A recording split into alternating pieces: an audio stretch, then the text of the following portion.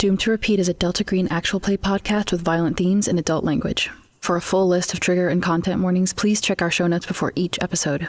Listener discretion is advised. Hello and welcome to episode 21 of Doomed to Repeat. I'm Sergio, your handler. I'm Aaron A. Pabst, and I'm Agent Samael. I'm Allegra, I'm Agent Tuck. I'm Amanda Dominic, and I am Agent Boomer. I'm Caleb, and I'll be playing Agent Merritt. I'm Eli, and I'll be playing Agent Hyde. I'm Zakia, and I'll be playing Agent Warp. Well, we've made it to the end of Arc 2, and to be honest, it's been a marathon for us, editing and releasing these episodes. But getting to read your reactions to episode releases on Twitter and YouTube has been a genuine pleasure, and makes the work all worth it. If you've enjoyed Doomed to Repeat, consider checking out some of our other content, including our run of Ironsworn and Starforged by Sean Tompkin. Who can forget Ashoka, our D&D campaign? We've returned this year also with more Orpheus, run by our new official member of MDRP, Vince. There's Eli's Orbital Blues campaign, where we've split into 2 teams. And in the near future, Caleb will be acting as storyteller as he runs us through his Vampire the Masquerade campaign set in fabulous Las Vegas. Look for that in June of 2022. So Mayday's got a lot going on for you to look forward to this year. But I want to end by suggesting a few friends of Mayday that are also worth your attention. First, there's Carrie Smith, who recently completed an amazing run of Deadlands with over 25 players, including our dear Caleb. You can find her game by YouTubing Carrie Smith Deadlands The Crossroads. Check it out. There's Tablecat Games, who recently released a Jumpstart PDF for their synthwave-inspired, retro-futuristic, neo-noir action-adventure game called Street Wolves. We're planning to run the one-shot in the near future. How about Lex of Titanomachy RPG, creator of the Caltrop core system? We've got a playlist of some games from their system that you can find on YouTube. Lex joins us as our game master in those episodes, so check it out. There's D&D Disaster Story, Nat 20 Productions, Everything's a Mimic, Cast Die Podcast, Reckless Attack, all fantastic actual play podcasts or streams. And finally, there's the Double DMs, Emil and Nils, and Navarre Jackson of the Secret Nerd Podcast, 2 great TTRPG talk shows.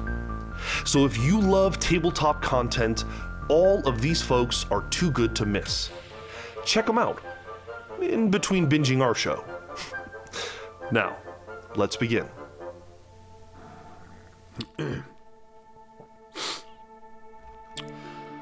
I joined the program hoping to get my ticket punched. And then they told me that it was just research. Just books. Just fucking books. How could anyone possibly fuck themselves up with books? Well, goddammit, if I didn't find a way, here I am, dying by 1,000 paper cuts. All of these rituals, incantations, these shiny new toys of mine, one of them is eventually going to send me happily packing to a place where I belong. Maybe not this one, but probably this one. I mean, for fuck's sake, it looks like the only one in the world who can put this bitch to bed is a slightly inebriated, washed-up preacher who recently got banned from a strip club. Yeah, I'm liking my odds. And God definitely has a sense of humor. Okay, moderately inebriated. And no, I'm not trying to blow my own horn here. I taught the closing of the breach to 2 people, Tuck and Warp. Tuck is barely clinging to life, and Warp is way too obsessed with that knife to even think about destroying it. I haven't quite figured out what's going on there, but I understand addiction well enough. Once you find that thing that works for you, it's damn near impossible to let that go. At least I've never found a way. I wish I didn't have to take that from her. You know, Tuck is lucky. Well, almost lucky. Good clean bullet, pierce, bleed, shock, die. Instant martyrdom. The dream. But no one wants to shoot a fucking priest. I don't know why I agreed to stay behind with Warp. I'm the one who said putting Marlene down was a priority. Fuck Merritt. Instead of sitting with my hands under my ass playing tutor of the arcane arts, I should have been charging into that goddamned house to hand Marlene her eviction notice. Maybe then Tuck wouldn't have one foot out the door.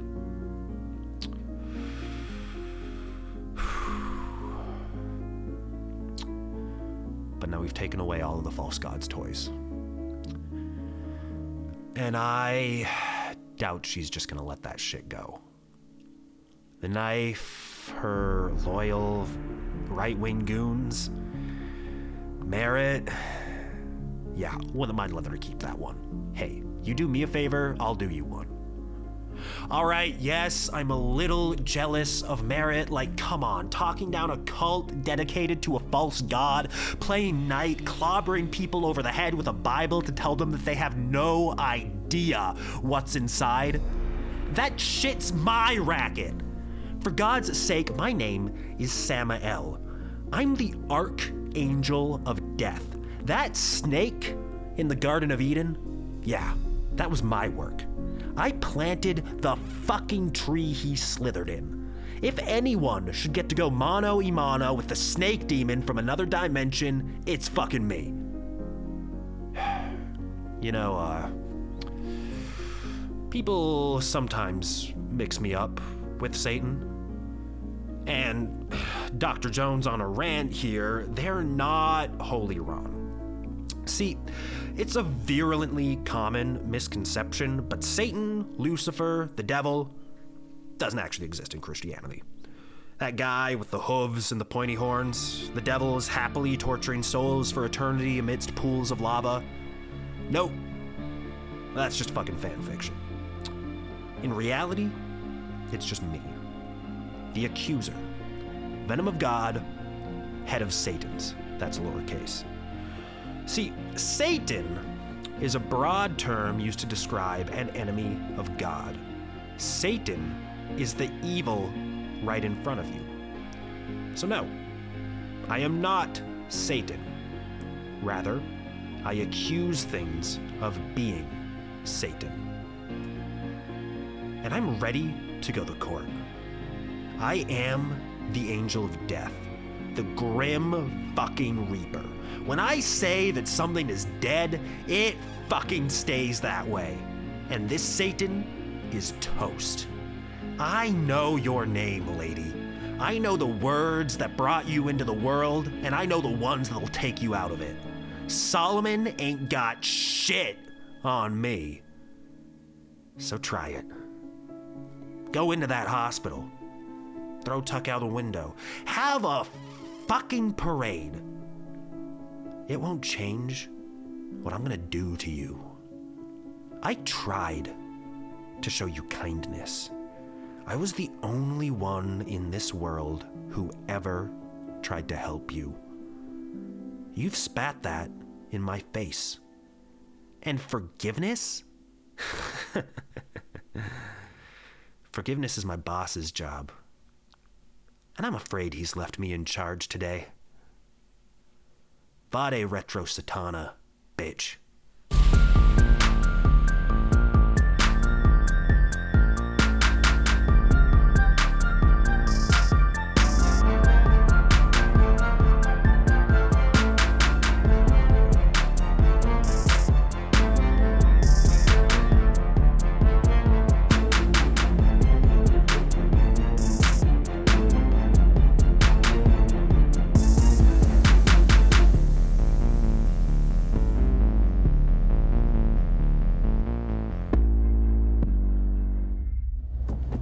It is Thursday, June 4th, around 7 p.m.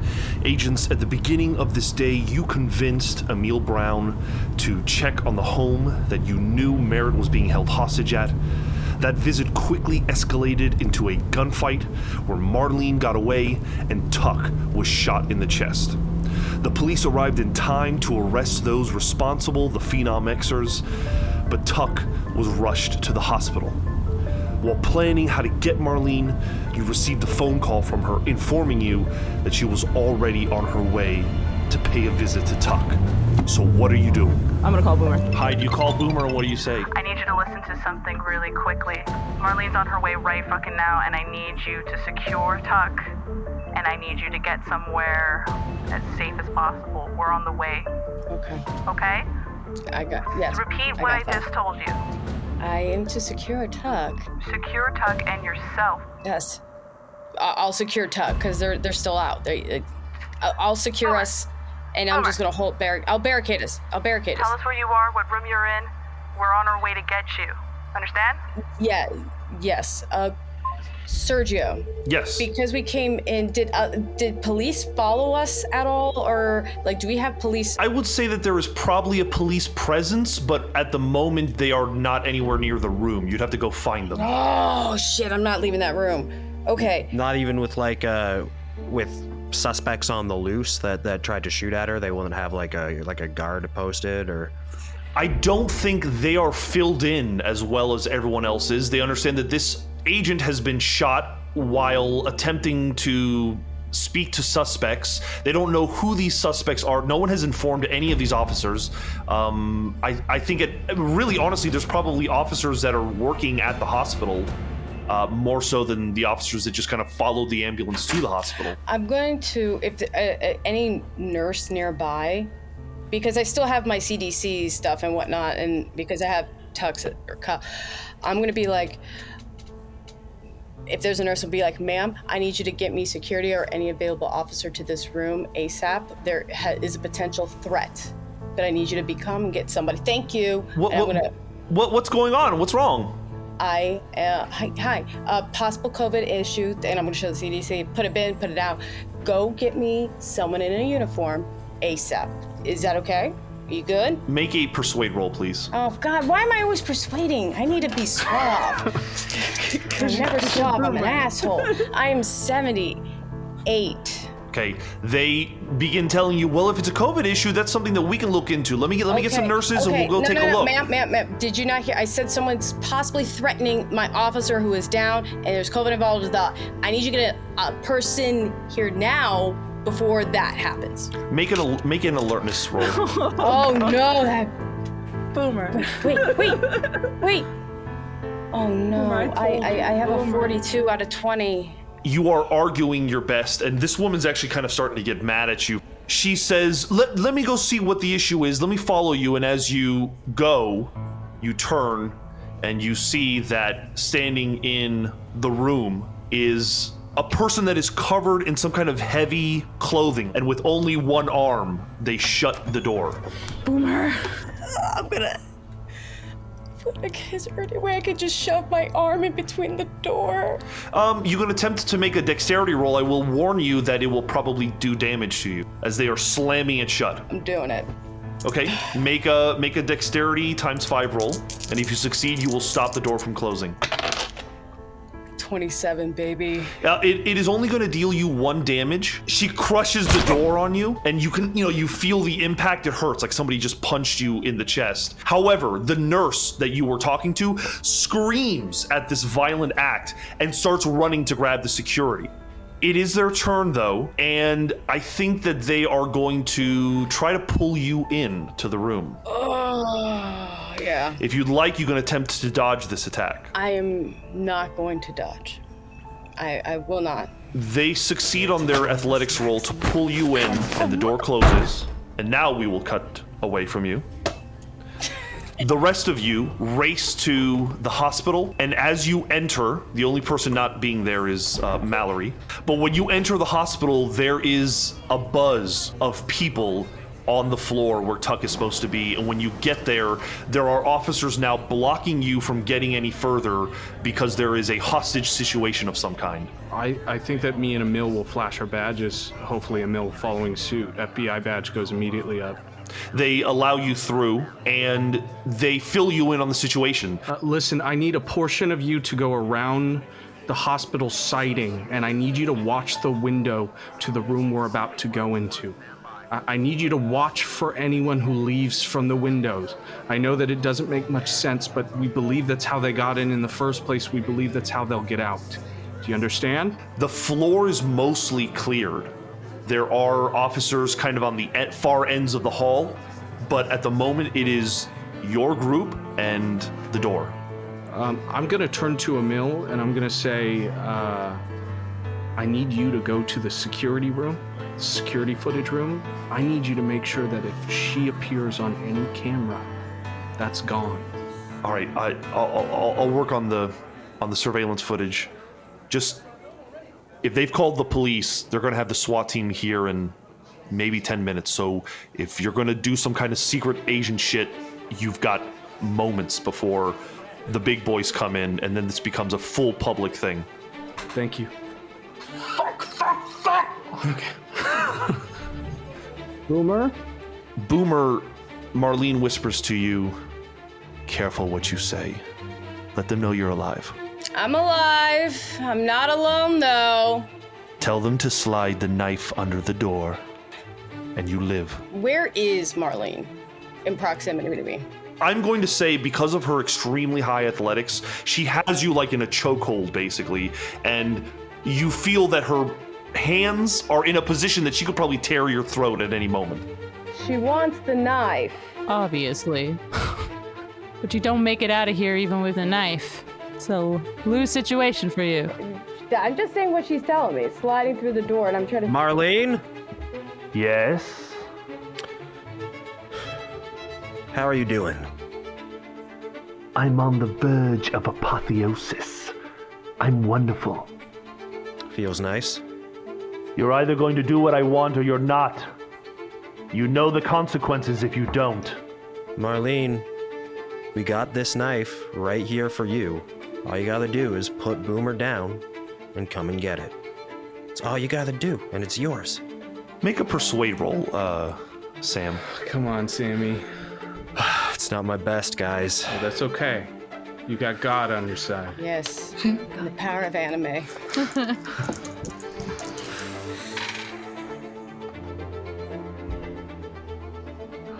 A 13.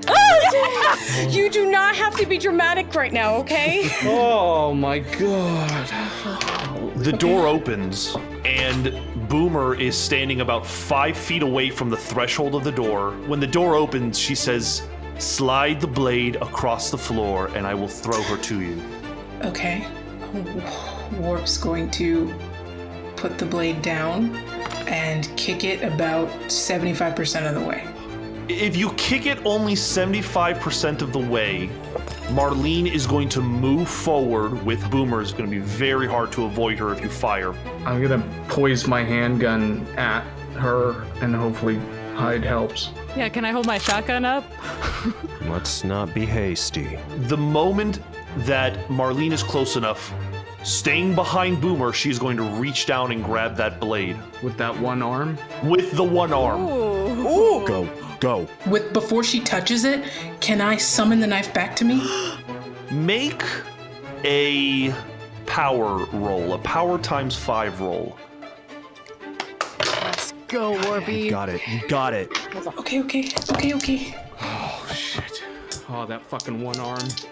That Okay. one. Power times 5. Hide. Fuck. Yes. Okay. We're doing so good, guys. Okay, 15. Hey. No one has ever suggested that this is possible with this weapon. However, you've seen the things that Samael does with the unnatural, and you open yourself up to the possibility it works. It flies back into your hand. Yes! Oh. I'm gonna ask that you make a sanity test, though. Fair. That's fine.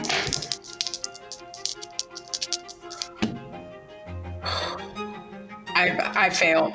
I fail by 5 points. That's fine. You're going to lose 1 sanity. Not bad, not bad.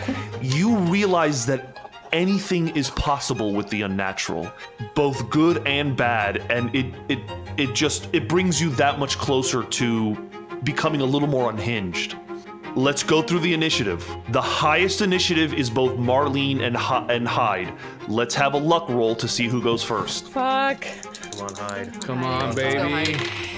Simping. I'm simping. Damn it. Always simp for that pilot. 26. Other 26 people. success. Oh! Drop my goddamn phone. That is better than their 16 that they rolled. Fuck it. Oh. So you are going first. What are you doing?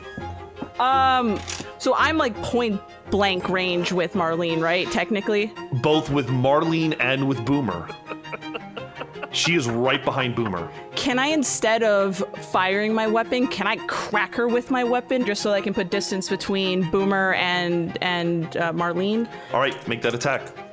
Here we go again. That is melee, right? That is a success with a flat 50. Flat 50. Go ahead and do your damage. Well, we'll say that it's just a straight D4. That's 3 points of damage. It's their turn. They're going to stumble backwards and attempt to escape by leaping out the window. They are going to attempt to make I want to say they have to make an unarmed combat to break the window. One-armed combat.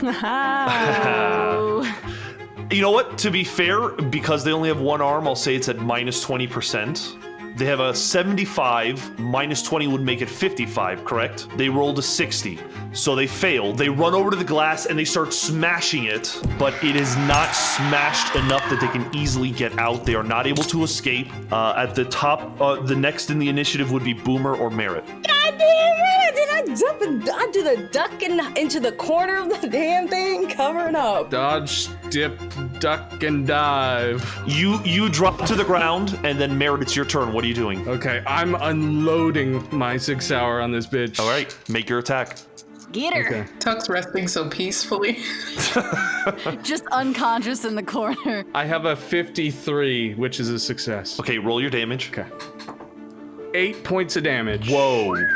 You fire at her, her body seizes up, and it drops to the ground. I got a plan. I got an idea. Yeah, just say it. Elder sign. Wrap it up on her. All right, so what do you do? Put it on her neck. Tear it off of my neck. We'll put it around her. We'll put the elder sign around her neck. I don't know that it's going to work, but that's the best thing I've got. Her limbs. Get rid of her limbs. Hyde, do you have a knife? Yeah, I got a knife. I'll hold it up. It's a combat knife. I don't know if that'll kill her, but if we can keep her contained, she can't move. She'll just be a body. She'll be crawling. We gotta go. Cut the arm off. Do it. Shit. Okay. I'll go and start cutting the arm off. You put the body on the ground and you start kind of pulling up on the blade and cutting at the armpit and cutting up. We're transporting this. Yeah. Yes. We have to. We have to take an exit. They're not coming from then. So we go down like the stairs or something like that. Boomer has to stay to be a witness. Done. Hyde will follow your lead. Get us out of here. I'm going to help lead this body out somewhere, out a back alley somewhere before the SWAT team shows up. Who's carrying her?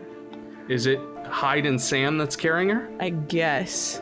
Then I'm gonna poise my gun against her head and walk with them like that. I think when you begin pulling the body out, you see Emil running back with his gun ready, and he sees that you have the body, and he's like, oh my god. Emil, I need you to stay here. I need you to come up with something, anything for why this goes missing.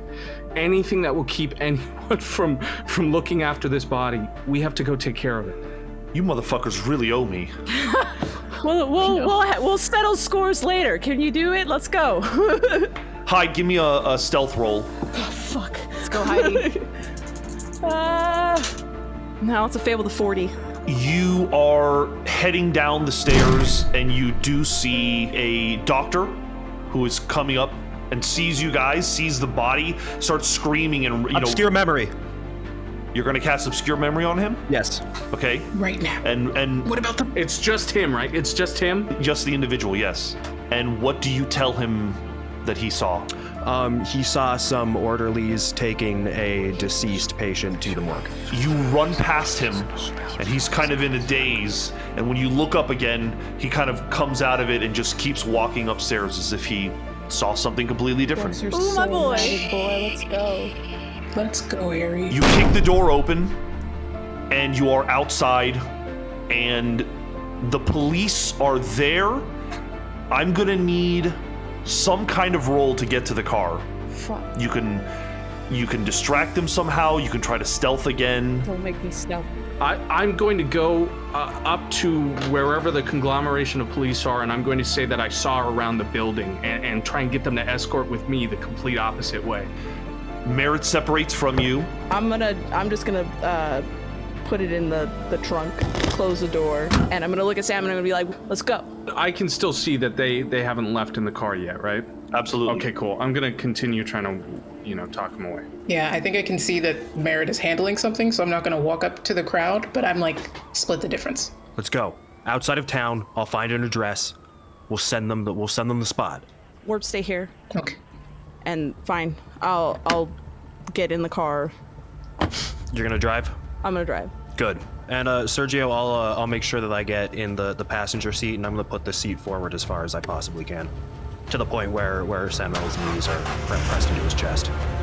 Boomer, I will say that you are able to see what's happening down below. You see them put the body into the trunk, and you can see that Merritt is having a little bit of a hard time getting the attention of the police, or keeping their attention at least. Listen, I swear, they're... Bang! I'm gonna bang on the window. Bum, bum, bum, bum, bum, bum, bum, bum, bum, bum. Like, boom. See if anyone pays attention. Make a luck roll. Nice touch. Come on, Boom. I love that. 63. Damn. All right. What happens is the glass shatters and falls out. And as Merritt is like trying to get them to stay still, there's this huge cacophony of shatter falling. Fortunately, none of the officers are struck by it, but they all kind of notice it and let's go! They start making their way into the hospital just as Samael and Hyde pull out and start driving away. Okay, I'm gonna make like I'm about to follow them through, but as soon as I get into the lobby, I'm gonna turn around knowing that Warp's waiting on me back there. Yeah. What are you doing when you come up to each other? We need to catch up with Sam and Hyde immediately. Okay. We need a car then. Didn't Boomer come in the ambulance? I'll make a call to Mallory. I'll see if there's anything nearby. Meanwhile, see if... You know what? Never mind. Run up to a... come with me, and I think I'll run up to a mill outside wherever I can find them. Hopefully I can find them when they're not investigating Boomer's shit. But I'm gonna go up to him and ask him... Oh, this is gonna be a big ask. I'm gonna corner him if I can find him.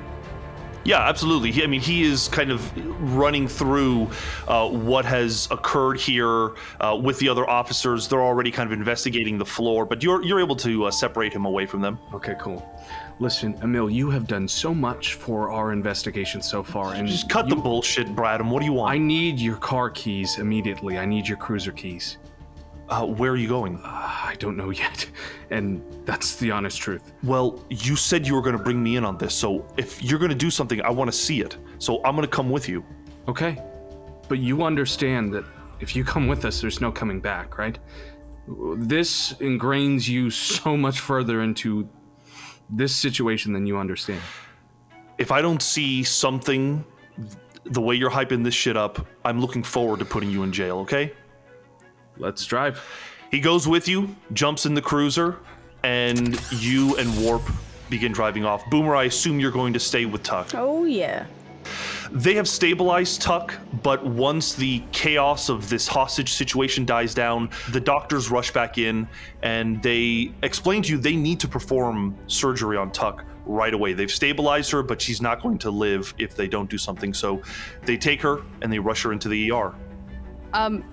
I would also, because I don't think I would have this on my personal phone, I'm going to make sure to have Tuck's phone in my hand so I could have, basically, so I can give them an update, give their wife an update. So. Okay, let's cut back to the car with Hyde and Samael. Hyde, you are driving out of the city, I assume? Mm-hmm. What's the game plan? What do you guys discuss about how and where to perform this ritual. First, I'm gonna grab this shotgun that I have, and I'm gonna put it into Sam's lap, and I'm gonna hand him bullets, and I'll be like, I need you to reload this for me while we're driving. I don't know how. Fuck. Can I, with one hand at least? Oh, yeah, I'm gonna just instruct him how to open it and float it. A shotgun is not so difficult that you can't just kind of instruct it as you watch him do it, and he's able to reload the shotgun. You know, I've never shot the gun in my life, right? It's not for you, Samel. It's for me, but I'd rather not waste the time trying to do that and drive. Got it. Are you okay? No. Okay. Don't go too fast, okay? I'm going at the speed limit, Samel. I have to maintain speed. I know how to drive. Trust me. Sorry, I'm just, do you know where we're going? You tell me, Samel. We need to find somewhere remote, right? You have to do this ritual. Hey. I need you to just take a deep breath, okay? I don't need you over here panting behind my ear. It's annoying. Sorry, we need like a field or where did you burn the car? Remember with the Suburban? Yeah, I know where. Maybe, don't go to the same spot, but okay. Same area? It's a little bit of a drive, so just take a deep breath. I'm afraid we don't have that long. We'll get there when we get there. Okay. Sergio, as soon as we get, we agree on a location, it sounds like we're going to the general vicinity of where the Suburban was disposed of, just because in the heat of the moment, I don't think we have any other better location to head towards. I'm at least going to tell Merritt head at least in that general area. Okay. Even if I can't give them a pinpoint address yet. Gotcha. I remember that being about an hour outside of Lansing. You go back to that general part of the state. It is full of many places. There are farms that seem wide open with big fields. There are large patches of forest. You kind of have your pick of the litter. It's about, close to 9 by the time you get there, and it's pitch black out. I have I'll text Merritt and I'll tell him to pull up behind the car, and when he gets here and he pulls up behind, to turn his brights on at the back of the car. Did you want something like swampy, or did you want just something like open field, Sam? I think open, if we can find like a clearing. Okay. Or a meadow. Yeah, I'll find like a nice open grass patch or something. I think that's easy enough to find. There is some off-road that seems to lead to nowhere that you follow it long enough and you're able to kind of pull off until you just don't even know where you are. You're just kind of in the middle of the woods. And around the time that you start to slow down, you can hear something is banging around in the trunk. We gotta hurry. We have to hurry. How long does that shit around her neck last? I don't even know if it does anything. You hear muffled but loud.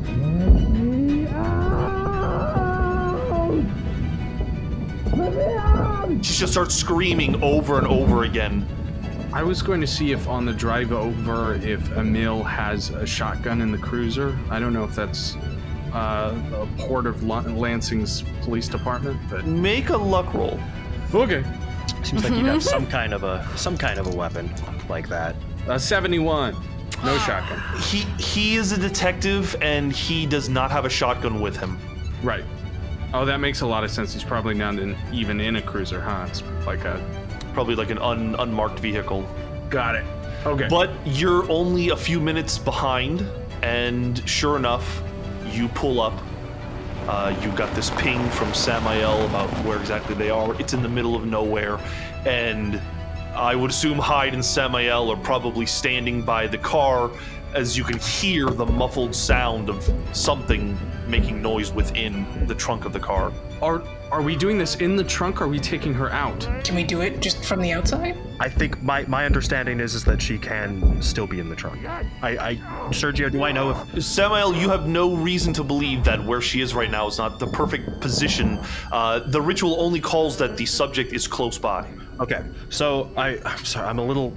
Are you okay? No. As far as I know, I think we're okay. I think we can start. Warp, are you ready? Yeah. What do you need? Samael, do you have at least 5 willpower?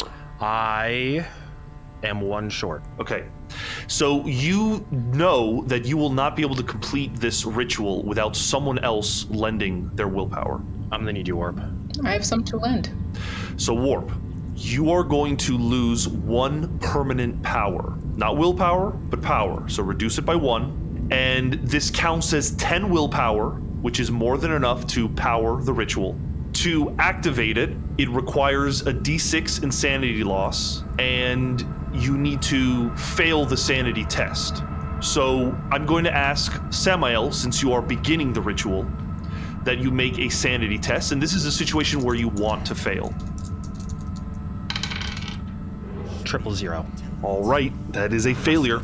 Please also roll a D6 as you begin enacting this ritual. Serge, can we just say that we've positioned guns against the trunk just in case, like me and Emil? Sure, we'll say that you're all standing around as Samael begins to kind of gesticulate and recite words that you've never heard of before. Samael, what did you get with your D6 roll? I got so nervous I dropped it. 1. If you like, you can project that, but you will lose 1 sanity over the course of this ritual. No, I will not project that. As Samael begins going through the motions, Marlene, the body in the car that is writhing and bumping and screaming, asking, begging to be released, suddenly stops moving, and there is silence. And the pressure in this forest seems to change, the barometric pressure. And there is this just strong gust of wind that begins blowing through the trees. 20 minutes in, and you swear you can see some kind of light emanating from inside of the trunk. It's faint, but it's there, and it's growing, and you all, one at a time, begin to acknowledge it. Sam? I imagine I'm not responsive to that. At this point, Sam is in a kind of like a fit. His eyes are rolled in the back of the head. He's constantly moving and reciting just over and over again the same words. The weather is becoming more intense, and Emil Brown is like, I don't like what's happening. I don't know, but you have to stay with us, Emil. You have to stay focused. Just train your gun and watch for anything. Just focus. Keep with it. 30 minutes, 40 minutes. It gets to the point where you think that a storm, some kind of cyclone is going on. The light from inside the car is now blasting through all of the seams, and it feels as if the ground is shaking. You have never experienced something like this before, but Samael, in an almost ecstatic state, continues until eventually he collapses to the ground. And the wind stops, and the light inside the vehicle fades. And everything has returned to normal. First of all, everyone make a sanity test, please, who witnessed this ritual, including our friend Emil. That is a fail with a 44. It's a fail with a 43. I succeed with a 36. All right, you critically failed, Hyde. You're going to lose 2 sanity. Anyone that failed, you're going to lose 1. If you succeed, you lose nothing. Hyde, check the trunk, and then I'm going to run to Sam's side. I'm going to try and flip him over. I'm going to try and get him moving again. Where's the knife? Warp? Yeah. Isn't the last thing the knife? Don't we have to break that first? Well, no, not necessarily. Now that it's done, it's done. We don't really actually... I believe that was the last part of it, Warp. I was there with Sam and Tuck. But she's gone. Like the way that they explained it, she's gone. We're done. I can't open this trunk without certainty. I wasn't really filled in on the ritual. I'm still unclear of whether that knife is actually needed. I'm caught between the two. It's not. It's not needed. Warp. That was just... Warp, come on. Warp, is Hyde telling the truth? It's an option of the ritual, but it is not required. We just want her gone, and she's gone. Look, is she gone or not? Let's open the trunk and see. No. Hold on, Emil. She's gone. Not yet. Gaze. Look at me. Tell me the truth.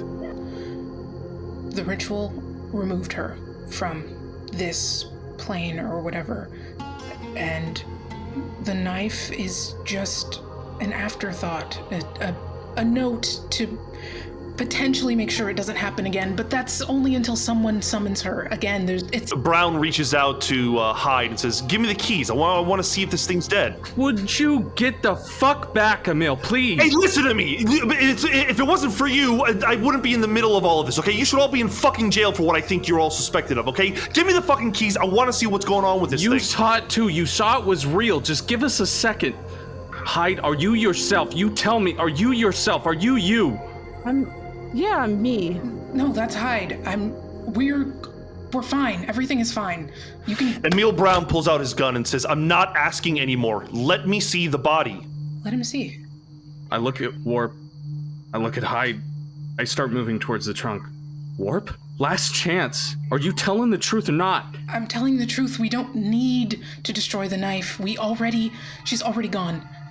Destroying the knife, it doesn't mean that she'll never come back. We don't know if there's another Bowman to bring her back. It's just something we can do.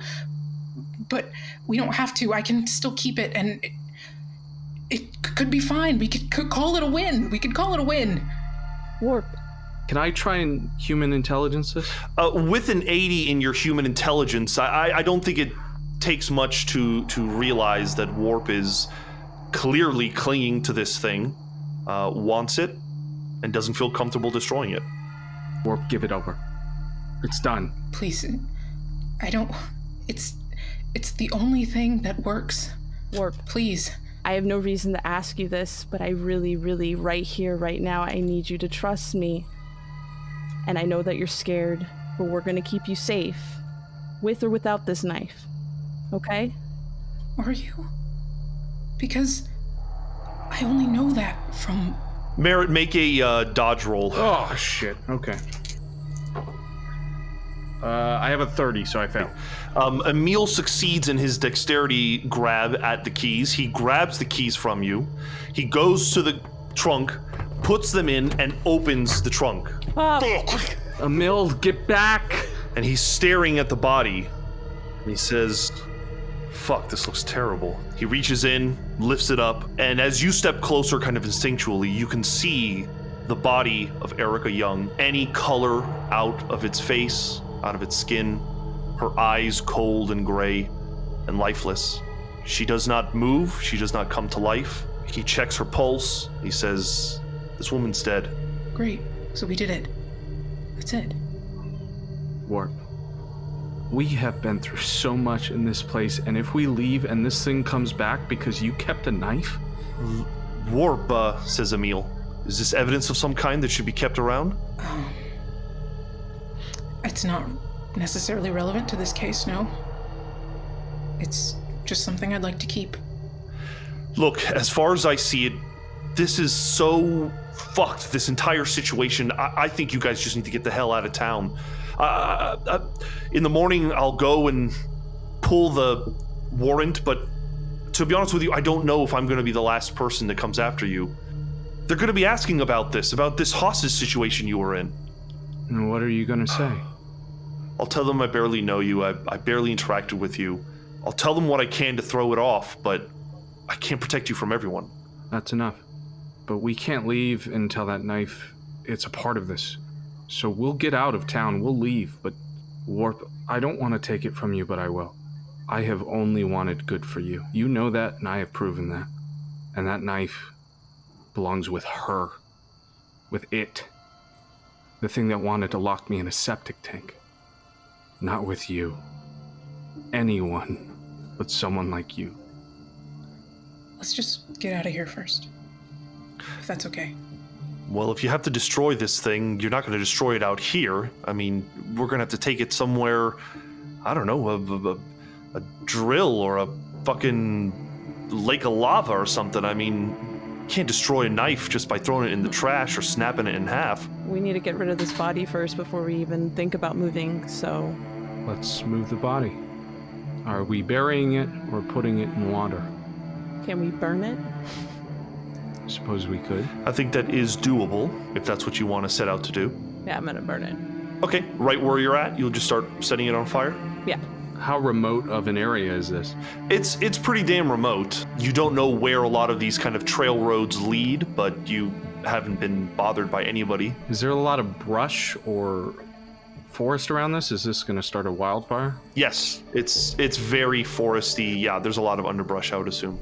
In Michigan, though, so it's probably fairly damp, wet. Yeah.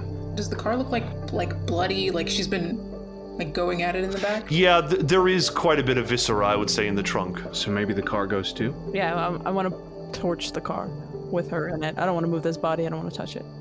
All right. I think just like last time, you can figure out how to set the vehicle on fire. Last time, Oak said that they tracked the VIN code numbers off of the machine parts.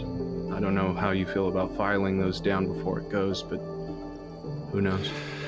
There's the most obvious one, which is probably in the front windshield. One of you make a, I think it's like a mechanics roll. I have a mechanics roll. I think that's fair. You can go ahead and do that. Ah, fuck. 66. You don't find any other iterations of the VIN number, but you do get rid of the one that is most obvious. Yeah. I'll stuff like a shirt or a rag into the gas tank. I'll take Sam's lighter out since he doesn't need it right now, and I'll start torching the car. In the very similar fashion to what you did the last time, you go through the steps and the car does catch on fire. You all pile into Emil Brown's vehicle, and I will say that on the drive out of the forest, Samael, you come to consciousness. What, Sam? What? Is it, where? She's gone. We think. The knife, where's the knife? That's gonna take a little bit more time. Is everybody, okay? Yes. Are you okay? I'll be okay when that knife's gone. Emil had a moment before Jesus, but outside of that... Look, I needed to see it for myself. I saw it for myself. You fucking people, the shit you deal with. God damn. Where do you guys want me to drop you off? Oh, Mallory. Mallory's back at the plane. Oh, Mallory. Airport? Airport. Oh, Boomer. We have to get Max, we have to get Tuck. I don't know if we're gonna be able to get Tuck. Well, we should head back to Mallory and call Boomer, and then... We'll get to Mallory. I mean, and listen, Mallory, I'm sure, is capable of getting herself out of here. Honestly, I think I'm with Sam. I'd rather have as many of us together as possible. I don't know, there's something in my heart every time one of you isn't in the car. There's so much at stake now. And yeah, I guess circle back to the hospital then. How long has it been since we started the ritual at like 9? Yeah, I think maybe 3 hours at the most will have passed if you just head right back to the hospital. Do we have any texts from Max on how everything went? I think that you would have gotten a text, Merritt, from Mallory asking if it was done. I'm going to respond, first part of ritual done, still need to take care of knife. Talk in person about handling. There's an incinerator in the hospital. Oh, very good. You get a text from Boomer with an update saying that Tuck is stable, currently unconscious. A successful operation was performed and removed half her lung. Ooh, Haley's alive. She's good, she's stable. She's down a lung, but she'll be okay. Better one than none. We're not gonna get arrested on sight or anything if we go back. Emil kind of sighs and says, I can distract the police that are there if you want to get to the incinerator. I don't want to give this thing to Mallory. I think that's best, actually. I agree. Good. Okay, go team. Back to the hospital. Take the long drive back to the hospital, and you arrive in the parking lot. There does appear to be a small police presence, but the hospital seems back and active. Emil steps out first and says, I'll go talk to the chief and keep him distracted. You guys just keep your heads down as you go in. Let's do this fast. I am going to make sure the walk behind Warp. Okay. Let's do a group stealth check. And I just need more successes than failures. Oh, well, that's all you need. We definitely do that. And I will give you all plus 20% because Emil is distracting you. You sweet boy. If anyone catches us, I can do something about that, but I will pass out again. You charmer, you. I succeed with a 9. I succeed with a 19. I fail with an 89. Fail with a 74. Oh, that's an even split. You go in, and for the moment, you believe that no one is really paying attention to you. How do you find the incinerator? I assume it's in the basement. Do you just head for the basement? I mean, it's got to be near the morgue, right? Yeah. Yeah. On the same floor. So we'll start at the morgue and start looking from there. Okay. The morgue is on the lower level, which you descend into. Samael, eventually you see the room where there is an incinerator. However, there is a employee in there preparing a body. Well, I think I'm gonna distance. I'm gonna tell them for. I think that maybe this should be as little of us as possible in that room. Dispatch them however you need, Samael. I'm gonna go text Max and see if we can meet up somewhere. Oh, I'm responsible for dispatching people now. Okay. Go talk to him, Sam. Get him out of the room. Sergio, I am not fucking around at this point. I am going straight to obscure memory to convince this guy that he is on his break. Okay, so describe to me what it looks like. I assume you walk into the room. I walk into the room, I grab him by the shoulder, and I just kind of pull him back so he can see me, and by whispering into his ear, I cast obscure memory. Gotcha. And you tell him that he is on his break. Yes. And by doing so, you will have how much willpower left? 1. You do so, and you collapse to the ground. I'm going to say that you take a point of damage as your head smashes to the ground. But as if in a kind of daze, this I assume a nurse or something of some kind just is like, oh, I need a cigarette, and starts making their way out the door, past the other agents. And I really hope somebody followed me. Well, as that person walks out, I'll walk in, see Sam on the floor. Yeah. Goddamn. All right, Warp. We don't have much time. Just pop the knife in there. I would like to try to. Warp, please put the knife in the incinerator, and let's go. Let's get out of here. Let's leave fucking Lansing. Don't think I have much of a choice. Okay. She's gonna put it under the person and then put the whole person so it doesn't look like they just put a knife in there. It's not fun doing this, but you have full autonomy and control over yourself as you do it.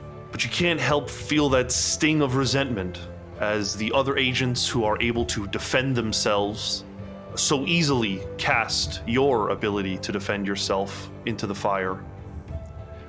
The body goes in, and you close the incinerator, and it begins to burn up. How long are you guys going to stay down here in the incinerator?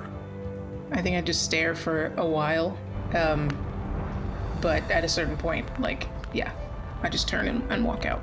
Once that fire's starting to go, I'm gonna try and wake up Sam and get going. we gotta get Boomer and go. Sam, make a con times 5 roll. This time. 14. You wake up, you are exhausted. You have a minus 20% to all rolls. Yeah, that tracks. Is there an alternate exit we can go out that doesn't include us going back to the main lobby? Probably. I'd like to take a back route. I don't trust going back up to the lobby. I'm gonna call Boomer right now. Boomer? Hello? Yes. There's a car out in the parking lot. We're gonna leave. Do you mind coming with us? We're gonna go meet up with Marlene. And we're just gonna leave Tuck? We're coming back, for sure. There's no way we're abandoning her, but there's a big discussion we have to make, or at least we have to debrief out of here. And if we stay in Lansing any longer, I don't think any of us are going to stay outside the jail cell for very long. I'll go, but I'll be honest, I think I'm just gonna come back afterwards, but I'll go. I'll come down. Just what car, what color, what is it? What am I where are you picking me up? It's a plain detective's vehicle, I guess. I describe Emil's car. Okay. Yeah. Just in case though, because I still have Tuck's phone, I'm gonna go ahead and type a message in the notes and then leave the phone there, because I already texted their wife, so hopefully they're already on their way. But I want to, if just in case, like the notes app, I'm gonna text like, hey, Boomer, at this time we're gonna take off. I'll update you soon, and hopefully that like when they wake up, if they open their phone, that's the first thing that pops up. So I'm gonna do that really quick, put the phone under their hand, and then I'm just gonna go ahead and exit. As you are exiting the building, the three of you, Hyde, Warp, and Merritt, and Samael, the four of you, the entire building just has a shudder, just kind of has this soft tremor, and then it stops. And now she's gone for good. Can't believe we did it. Let's think about this later. You get in and you head to the airport. You arrive at the airport where the Challenger 605 is, but no sign of Mallory. Shit. Oh. I should have stayed at the hospital. Merritt? I'm gonna make a call. You make a call, and she picks up, and she says, Agent Merritt, good news? Case Handler Mallory, we have exceptional news. Both parts of the ritual are complete. We managed to use the incinerator on campus at the hospital. Thank God. We are at the airport, if you wanted to debrief in person. Let's save it for another day, Merritt. I took the first plane out. Already? To be honest, the situation has gotten out of hand there. I think it was best that I distance myself. Is something wrong on your end? Well, I ignored directives that were given to me by the program to allow you to destroy this entity. So yes, let's just say I'm stepping away from the situation for a little bit. I'll be in contact when I am ready. Well, listen, I appreciate what you did. I know what it is to say no to them. I'm just glad to have you back, Merritt. Listen, you're not going to hear from me for a while. There's a chance the next few months are going to be difficult for you. Get the other agents out of Lansing, and then focus on taking care of yourself, okay? What about Tuck? You can't assist there? Tuck is on their own for now. Let's hope for the best that they recover. And Perennial? We're supposed to go on without you? We'll discuss that in time, Merritt. I have to go. Okay. She hangs up. I don't even know how to explain this. We're on our own. She's leaving us. Well, that sounds about right. You can do that? You could just walk away this whole time? We need to go. She didn't even say anything about Tuck. What do we do about Tuck? Did we call her wife? Is she on her way? Yes, yeah. The doctors would have explained that they are probably going to airlift her back to her home in Washington, D.C. Oh, okay. Okay, so at least I will be sure to relay that, so then there is no point to be going back, because they're going to transfer her. So where does that leave us? Vacation? Well, we have two options. Well, maybe just one option. We either split and let all of this blow over, or we proceed to our original destination, which was California. Just so I'm aware, Case Handler Mallory is not in charge of us anymore, so therefore we don't have a superior. She's in charge of us. She's laying low and acting like we went against directive to cover herself, I think. Then if the boss is on break, we should too. Because remember, when things go south, we usually call Mallory, and if they're not picking up the phone, we're up the creek. Merritt, you're still healing. Sam looks like he's about to pass out, and Warp looks like someone did something very traumatic to them. So I think we should all maybe like take a massage break, a month, 2, until they call us back, and then we resume our duties. Look, we have a plane. I have a rendezvous point of where I was supposed to try to intercept Coral Nomad. Maybe we can plane there and split. I think we need to get out of town. Yeah. Yeah. Where is this rendezvous point? Ohio Air Force Base. And what about a mill? What about a mill? Oh, look at a mill. Yeah, what about me? Sure is a damn shame I didn't meet your case handler. She kind of sucked. Don't worry about it. Doesn't mean you won't meet somebody. These people are going to be watching you, Emil. Whether you like it or not, you're most likely already a recruit. They'll come knocking. Let them come knocking. If this shit's for real, then we need all the hands we can get, right? Funny. If it's any consolation, I'm sorry about Agent Moore. Can you do me a favor and keep special eye on them? Yeah, sure. Thank you. And I'm gonna put my number into his, like, any updates, call me, text me ASAP. All right, well, good luck, all of you. Thank you. Thanks. He gets in his cruiser and he drives away. Onward. Yeah. I'll repair up the pain and get us out. I'll see if I can. What would be the best way to? Would it be? Should I text Doc? Should I call Doc? I find that a call always sounds better when you're guilty. Human emotion, the inflection on the other end, tends to inspire empathy. Yeah, fuck it. I'll call Doc. You call and they pick up and they say, "What is it, Kona?" We were not able to recover this asset. It was terminated. We're trying to get out of town, so I'm going to the rendezvous point in Ohio.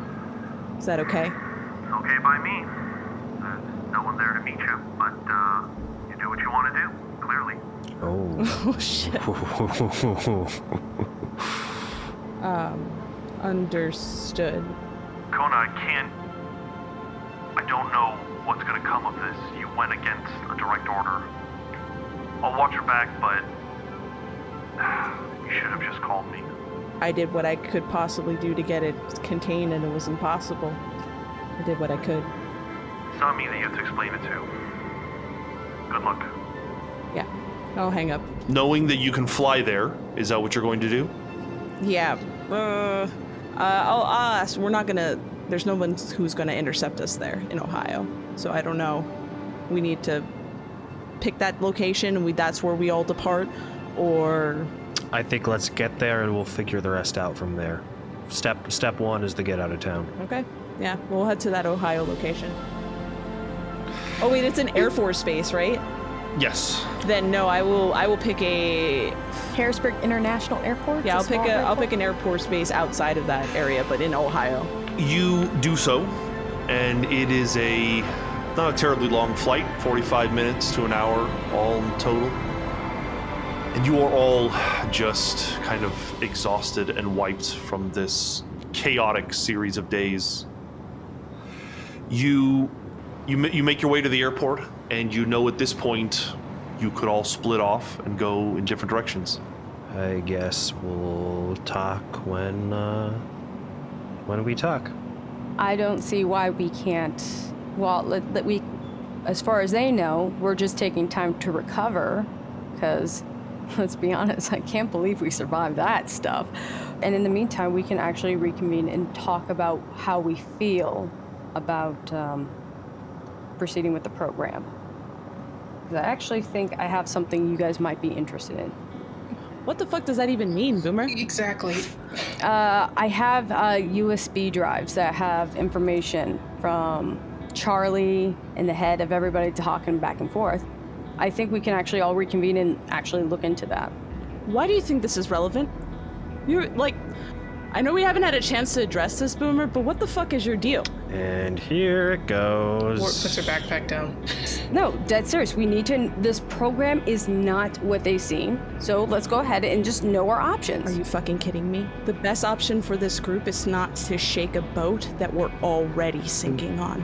I hear you, Boomer, but I also hear Hyde. This is a situation where we can't even prove who this person is on the other side sharing USBs, and the closest we have to a conversation between you and the DO is a command screen on a laptop. I know that we don't like the program, but I also know that I don't trust anyone outside of this small circle, and I only do that half the time. There is so much we don't know, and the one person who usually tells us that we need to stick together is currently passed out somewhere, and this is a decision we can't make without them. I was so angry with you before because I didn't see how you could think about leaving when we were thinking about living. And I feel like you're doing that to us now. We need to think about living right now. before we take any chance on another one of these black-suited fucks telling us what to do. Fine. I should have probably picked a better time to bring this up. I was trying to keep so everyone's informed and up to date so we don't get all that. The fact that you don't understand how problematic this is beyond me, Boomer. But I don't give a fuck. As long as you keep what you have to your fucking self. What? Okay, so you don't want to know that. Okay. I don't want you to know until it's time for us to reconvene. I don't want you sharing anything until it's time for us to gather. Understand? Don't share it with nobody. And please, if you're going to meet with someone like this, if you're going to make any moves that concern all of us, please tell us this time. That's all that I ask. That's fine, but I'm just finding it a little hypocritical with everyone in this group that we all don't have lives. I don't give a fuck what you think at this point. Hey. No, I've had enough. I've heard enough of this shit. You know, I'm happy to sit here and let you guys duke it out insofar as that's what needs to happen, but this is just stupid. I mean, come on, what did we just do? What did we just do? And you want to fight right now? No! Go home, take a nap. We'll talk about this later. God, with you people. And so, with a lot of pomp and circumstance, fizzling out into some kind of awkward end, you all say your goodbyes, your half-hearted goodbyes, and you go on your way. You return home. On the next day, you notice that there is, in fact, a lunar eclipse on the 5th. Beautiful. Make sure I flip off the lunar eclipse the entire time. In the backyard, Liz is watching you like, what's happening? Usually we love the moon. Fuck the moon. You all... All my homies hate the moon. Hate the moon. You all acknowledge the eclipse, and you acknowledge it because it means that you did something good. You got rid of Marlene. For that reason, all of you may roll a d8, including Tuck. Yeah! Yeah! And you will regain that much sanity. Yay. 6! A D8? D8. Ooh. Okay. I think that in the group chat, Merritt sends a picture of the eclipse. He's one of those fuckers. He posts the picture and then right under he types, thinking of all of you. It's like a shitty phone picture. It just looks like a flashlight in the dark. Yeah. Merritt, Boomer's gonna send back a selfie with the middle finger that says, thinking of Marlene. You all return to your normal lives. Or are these really your cover lives, your cover stories for what you actually do? You return nevertheless, and after a period of weeks, you are all surprised to not hear from the program at all. Maybe you reach out to each other, certainly to check in on Tuck, but the program does not. For some of you, like Boomer, this probably feels like great news, and you wonder, maybe this is finally it. For folks like Merritt and Hyde, you wish that the program were perhaps a little more available for some of the issues you have to deal with in the coming months. The world around you continues. Protests break out across America against police violence and murder. The country continues to grow ever divided, and you are all coming to terms with the fact that coronavirus is not going anywhere. Still, you have your little corner of the world. You have your little piece of sanity. In the news, you all see the Phenomenexers that held Agent Merritt hostage, taken to jail.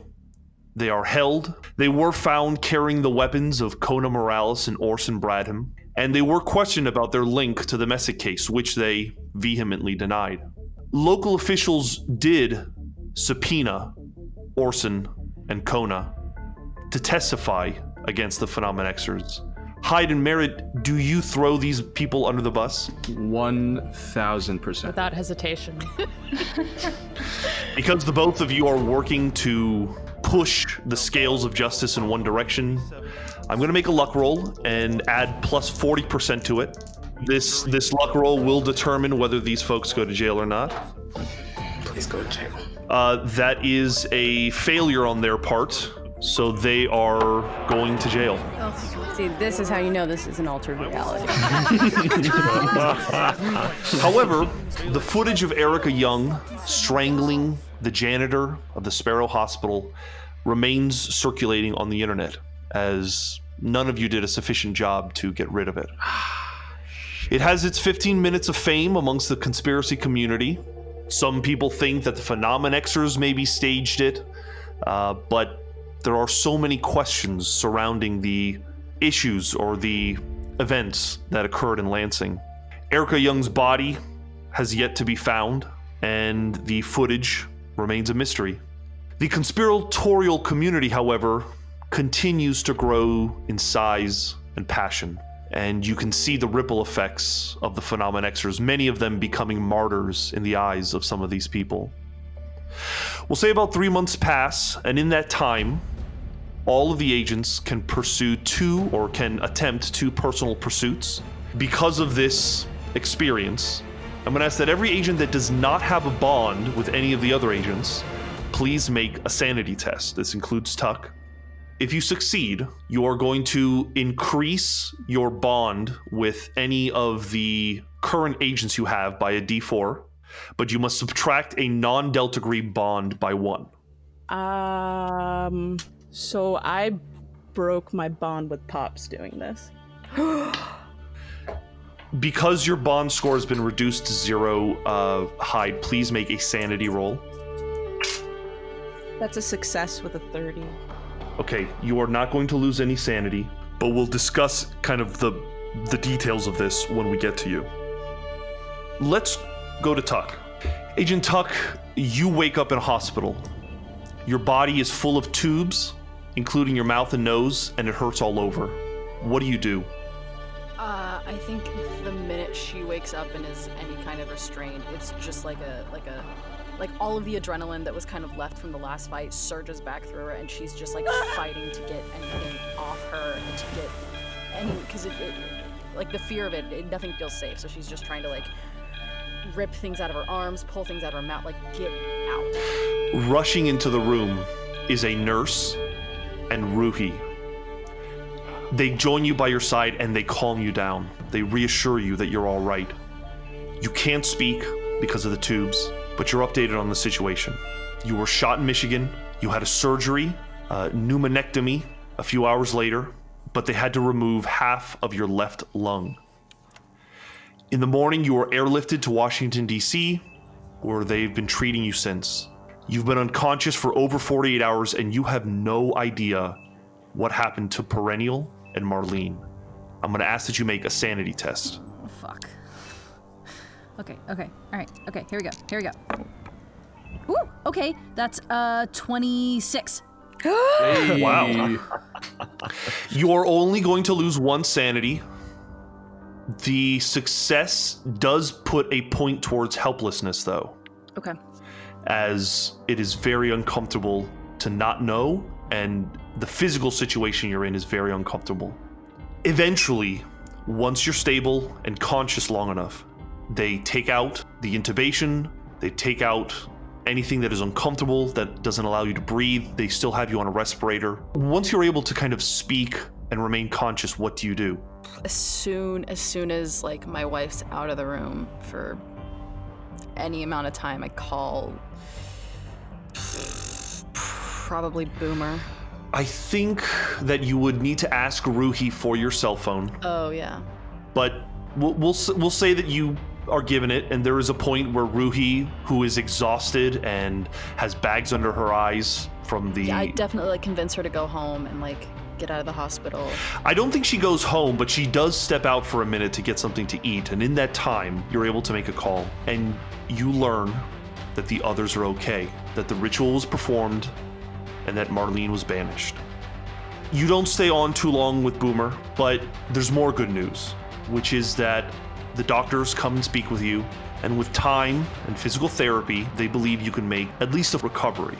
You won't necessarily have the lung capacity that you once did, but you can live a normal life. But that's 4 months down the road, and after a few days, you are released from the hospital, and Ruhi takes over caring for you. At the end of June, it's June 22nd, which is the anniversary of the disappearance of your sister. Do you do anything? Oh, man. I think Tuck does what she usually does, which is kind of like lock herself in a room and just like go over all of the events of what happened. Think like try and, you know, just go, like she's gone over it for the last 20 plus years, 23 years or something like that. And it's just like every time she takes the same path, she goes on the same hike with her family, she goes in the tent with her sister, and then all of the weird, confusing shit that happened, hearing her sister screaming and crying, and then I think it's just like a full reliving of the day, and then not, like, kind of just going catatonic for the day. Ruhi leaves you alone. But after that day, and once you seem to be a little bit stronger, she starts asking you questions. She starts asking you if the injury that you sustained was received while you were performing for that program. What do you tell her?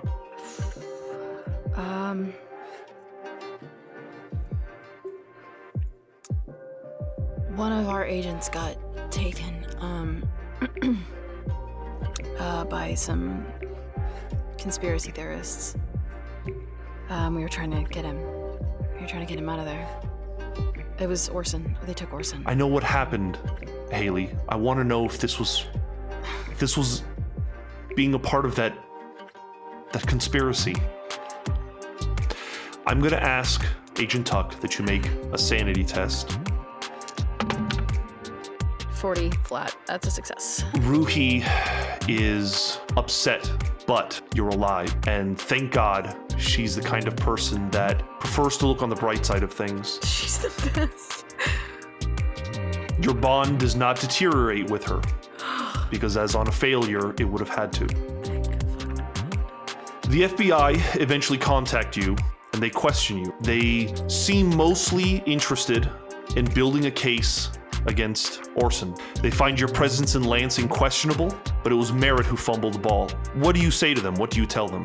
I think she tries to play up, like, in this, like in every other instance, she's trying to like cover all of her fear and like pain and struggle with bravado and like, okay, I can handle this. This is totally fine. But as soon as they start trying to like pin things on him, she plays up the pain and the feebleness that she's trying to kind of cover up. Agent Bradham behaved admirably. He was taken by conspiracy theorists.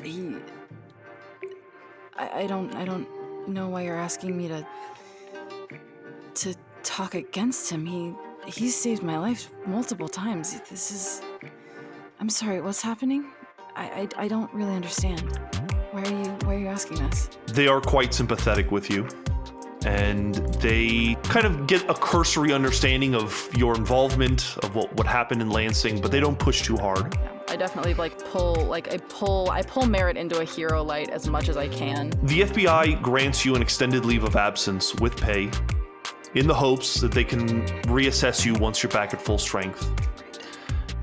They insinuate that you probably will not be on the field any longer. The next 3 or so months, you are able to do as you please. The program does not contact you. With so much time, what do you do with it? Oh man.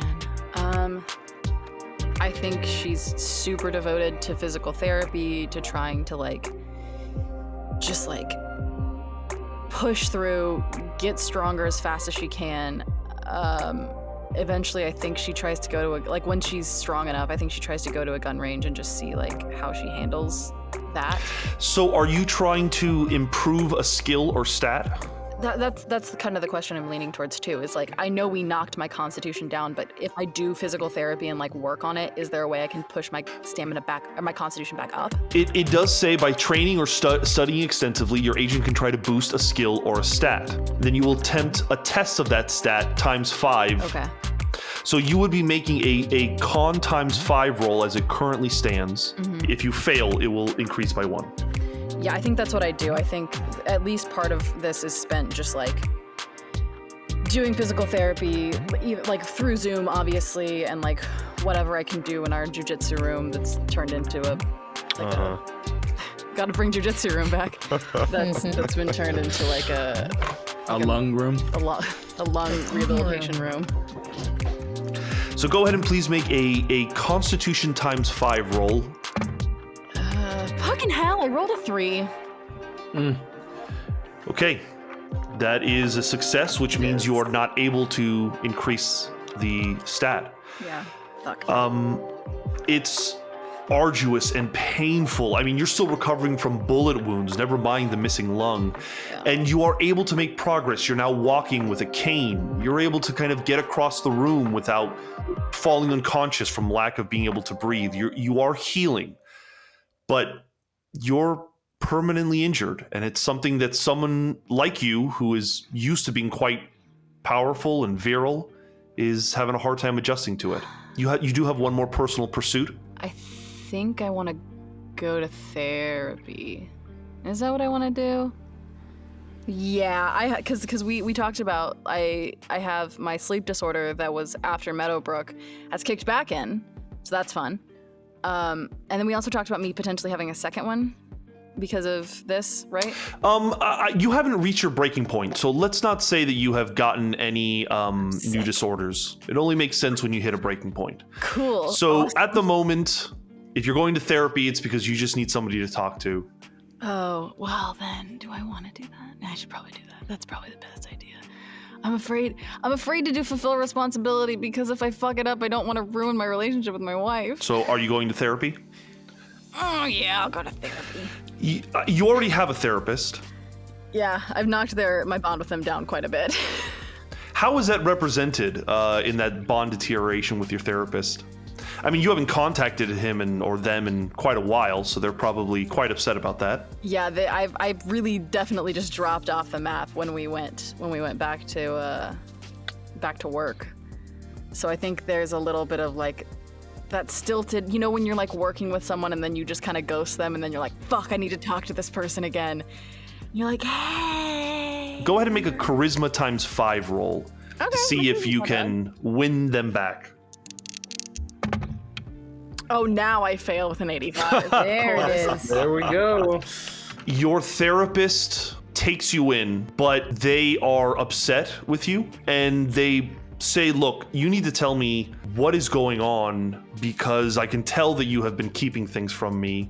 I can't really work with you if you're not going to be upfront with me about things. Oh, God. You can continue to lie to them or you can tell them the truth. I'm gonna continue to lie to them. I've already broken my sacred oath of secret times once this season, not twice. You're gonna make a luck roll, please. Cool. All right, let's see. Who wants to play? You? Yeah, you. Fucking 89. Oh. But I wanted to fail. All right, okay, I understand. Things are okay. You go to the therapist again and he demands answers and you start kind of beating around the bush enough to get him to listen and talk, but by the end of the first session he says, until you're willing to tell me the truth, I just don't think I can do any good for you. And he asks you to leave. You are going to lose 1 sanity over this. Oh, cool. I think Tut gets off the Zoom call with their therapist and just rants to Rue about like, what the fuck? Some therapist. I realize I can't tell them everything, but God, they could. Regardless of success or failure, you do need to reduce one of your non-Delta Green bonds by 1. Great, I'll reduce the therapist. Makes sense. Hell yeah, fuck that asshole. Agent Tuck, we'll come back to you in a moment. Let's go to Merritt. Oh, shit. Agent Merritt, unfortunately, your time after Lansing has not been positive. Though Emil Brown has voluntarily retracted the warrant the next day, other detectives pick up where he left off, and the state of Michigan wants answers, and the FBI is kind of forced to act. First, we need to address the fact that you filled out a missing weapons report that was falsified to seem as if it had been submitted a few months prior. I need to ask you to make a bureaucracy roll to see how successful you were at this. Come on, Merritt. Okay. A 78, I fail. Here's what happens. The FBI holds a kind of tribunal to discuss all of these matters. They point out the fact that this submission of a missing weapon was clearly not in their records before a certain date, and they hold it against you.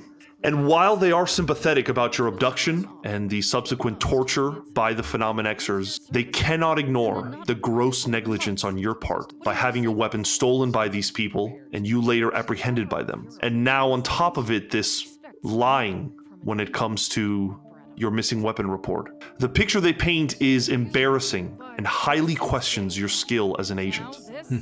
I'm going to ask that you make a charisma times 5 roll to determine whether they fire you. Okay. Oh, fucking shit. A 99. Oh! Wow, no. my God. Against a 75, I roll a 99. You know it's bad when Sergio puts his face in his hands. Yeah. Had you rolled anything other than a critical failure, I would have asked for a persuade or bureaucracy to see if they could swing a suspension, but it is a critical failure. Yeah. The FBI are just kind of baffled at the strange events, your involvement, and the embarrassment that your inclusion in this situation brings to the FBI. Unfortunately, they ask you to step away and to leave your badge. I'm going to ask that you make a sanity check, as you are fired from the FBI. A 47 is just over my new 46, the good times roll. You are going to lose 1 point of sanity, unless you'd like to project it. No, I'll just fuck it. You know what? I'll project it, because this makes sense. I'll give it to Alice, my former FBI Academy instructor. Roll a d4, and that is how much you can reduce it by. 3. There's another problem. Oh. I need you to make a charisma times 5 roll for each bond, including Delta Green. On a success, you lose nothing. On a failure, you're going to lose a d4 from each of those bonds. Oh, shit. When you reach Alice, you're going to be at a -20 because they are a colleague of yours. So read them out to me one at a time. Okay, this is Miranda, my partner's wife. Your girlfriend. Yeah. Don't forget that. Forgot about that. A 53 is a success. Okay, you lose nothing. Alice Sawyer, my old academy instructor. You will be at a -20 for this. That is a failure with a 95. Okay, roll a d4. 2 more. She's at an 8. My incarcerated brother, Alvin. That is a 79, also fail. That's 4 full points. He's down to an 8. Warp? Me and Warp are fine. 73 under 75. Tight. All right. Me and Tuck. Me and Tuck are fine at a 13. Hyde. Me and Hyde are fine at a 62. Oh no. Sam. Me and Sam are fine at an 18. Let it be Boomer. Let it be Boomer. Oh you're right. I forgot about Boomer. No, not that. No, please don't do that. 21. We're okay. Oh my You god. succeeded on every Delta. That's hilarious. 5 success rolls. Incredible. And, it's kind of thematic. I would imagine that everyone that knows you as a colleague is quite embarrassed, and maybe Alice reaches out, but it's going to be awkward, and you find yourself quite alone. I was thinking maybe Alice could have been on the tribunal as well. Yeah, I think that makes sense. I think so. Yeah. What do you do in your time in between being investigated and living? So I think that first pursuit is therapy. I think it starts out as couples therapy between myself and Miranda. It's something that I talked about a lot before working and everything, and after coming home and losing my job and everything, Miranda was the one that brought it up, because of course he's not going to make that first move after everything he knows. And so I think we go to couples therapy at first, and then maybe singular therapy after some of the things that are said. Go ahead and make a luck roll. Okay. I have a 44. That's a success. You're going to roll a d4, and that is how much sanity will be returned to you. 2 sanity. So what is the process like? Obviously, it's fruitful, but what kind of regains some of that sanity for you? I think the couples therapy doesn't really work. I think that there's a lot of discussion between me and Miranda at the couch, but it's very clear almost after 2 sessions that the issue is not really with the relationship, although that's probably shouldn't be happening anyways. It has way more to do with Merritt losing his position. And so the therapist puts forward that maybe I should see someone personally, and Miranda basically makes it an ultimatum.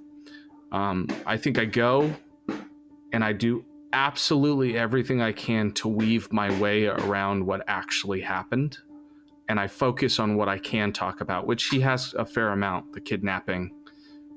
He talks about Marlene in a context that doesn't betray what she was, and being locked in that closet. And it does seem to have some benefit. It does seem to help you a little bit.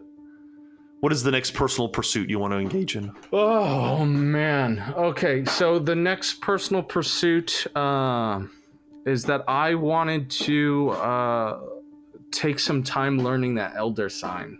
Okay. I don't know if that's study the unnatural or staying on the case. I don't know where you'd put that, but I wanted that to be a sort of personal pursuit. I think the closest for me felt like study the unnatural.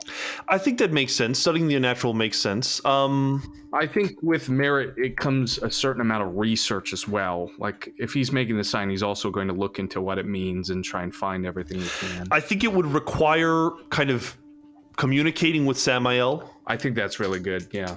Having a discourse. You both live in New York, so that's possible. I'm going to say that whatever the D4 roll is, you can add it to your unnatural skill, and we will say that you learn how to perform the elder sign. However, that does come with some sanity loss.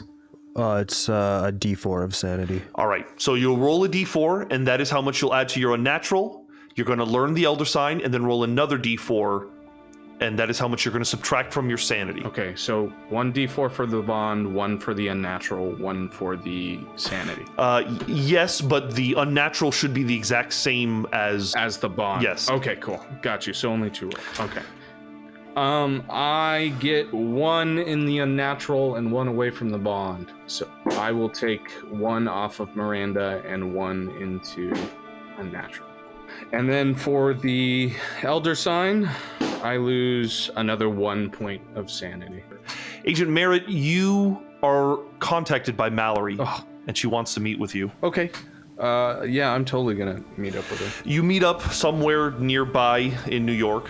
When you meet her, she is no longer wearing a wig. She has very short 1 or 2 inch hair. It's mostly brown, but a lot of gray. And she kind of puts her hands up in surprise, like, yeah, new haircut. You look great, case handler. I think it suits you. I like when people show their gray. I think it suits them better. You're a gentleman, Merritt. I appreciate it. Well, I have to be something.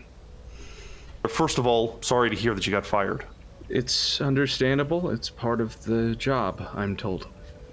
The good news is you're not in jail, and you still have a job with us. I guess that makes me a company man, then. We all eventually become one, Merritt. Right. And the sooner we all realize it, the better off we'll be. Does this mean that we're going back to work? We'll get to that. I wanted to get to the first thing. At the start of the whole thing in Lansing, you stormed out of the office while I was trying to get some information on the phone. You were upset about something. What happened? There's so much that's happened from this moment. From then till now, I can't even explain the lifetimes I've been through. But, okay, if we're going to have this discussion, I need to know that I can trust you. Merritt, of course you can trust me. Perennial is important to me, not in the project, in the profession. I was chosen to protect these people. I understand that the cases come first, and I understand that the information we bring back is ultimately the product, but first and foremost, you hired me for them, and I need to know that you feel the same way. Gotta be honest with you, Merritt. when I assigned you the role of mole of Perennial, it wasn't because I wanted to be bartering information with you, but I understand what you're saying. And yes, Merritt, you can trust me. I got the sense that there was something amiss, that there was something amongst the group that I needed to know about. There is. There is. And what is it? I need something from you first. Two things, actually. This is a big ask because what I'm going to give to you is even bigger. All right, Merritt, I'll start. What do you want to know? Who do I work for? Really, truthfully, who do I work for? I don't even know where to begin to answer that question. You do realize that I'm not even entirely sure who I work for. I can tell you what I think we work for. Tell me what you, the person on the other end, the person without the wig, the person without the designation, the person without the agent in front of it, tell me what you think. Look, I was recruited in the early 2000s, like I said, around Katrina. What I know is that in the 2000s, there was two organizations. One that called itself Delta Green, but was a illegal operation. It was not being funded or recognized by the government, but apparently it did. It had these ties with ONI, goes all the way back to the early 20s. The other group was something called Majestic 12. It was some kind of steering committee that started in the 50s with Roswell. They found alien technology and they used government resources to study and understand what they had. I don't know how much progress they made because I wasn't on that side. And then in 2002, there was some kind of war between them. And I think Majestic lost because the person that was leading it from our side, they got rid of the steering committee. They got rid of all of the heads of Majestic. They indoctrinated it. They assimilated it into what the program is now. There are still people that were a part of Majestic, that were a part of March, the front company, but they're all working together now. And that's why I stayed with it. That's why I didn't go into the dark. I knew that I could do more. I knew that I would have more resources with the program. If you're asking me who we work for a mix, a conglomeration, and an inseparable mesh between what was Majestic and what was Delta Green. It's the same thing. One funds the other. And this other group, they're what, pretenders? They're former agents, most of them. Usually the old guys who just refused to come in from the cold. I don't know, maybe they didn't like the bureaucracy. For whatever reason, they chose to not come back. Maybe they didn't like our ties to March. Either way, I think they're fools. But they still operate. We know that. Why are you asking this? Is that something that was brought up in the meeting? There's one more thing, and then I'll tell you. Oaks has been giving me jobs. I think you knew that, yes? No. Really? What sort of jobs? I've been hunting. I've been killing. I need to know something about the job that she sent me on. This is my first time hearing about it. What are you trying to find out? She sent me to kill a kid. And she told me that they were something else, but she wouldn't say what. And when I asked, you know her, I need to know what I did. Merritt, I'm so sorry. I've never heard of this. Did it have a name? Did it have a designation of an operation? Operation Somersault? I've never heard of it, but I can look into it for you. Oh my God, I had no idea, Merritt. I would have tried to stop it if I knew. Those are the things that this program are capable of, and I'm learning that quickly, and every single time that I learn this, I understand that I'm just embedding myself deeper in something that is going to turn and shoot me the second I turn to run. I know this is probably a bad time to bring this up, but you mentioned about Perennial. I've been reassigned. The agents of Perennial, they're going to have their cooldown period, and then I have a theory that they're just going to disperse you amongst other working groups. Perennial's over. Maybe if we hadn't bungled this thing with Marlene so much, I don't know. Oh, don't give me that. What? Bungled? You were there, Mallory. You were there. That was bungled to you? That's what this place does. You can say all you like about what went down there, but we finished it, and you can call me a mole, but it better be for you and not for them, because I'm getting tired of this. I'm so tired of them telling me that I fucked up when all I did was try to do the right thing. So don't stand across that table and tell me that it was our fault. They did everything they could, and we still lost. We won, and we still lost. That's the only reason I'm having this meeting with you, because I think that you know that, and you were there, and you understand the same that we do. So call me a mole, but I'm your mole. I'm not theirs. I'm done with it. You can say what you want, Merritt, but you're not done with it. You're never done with it.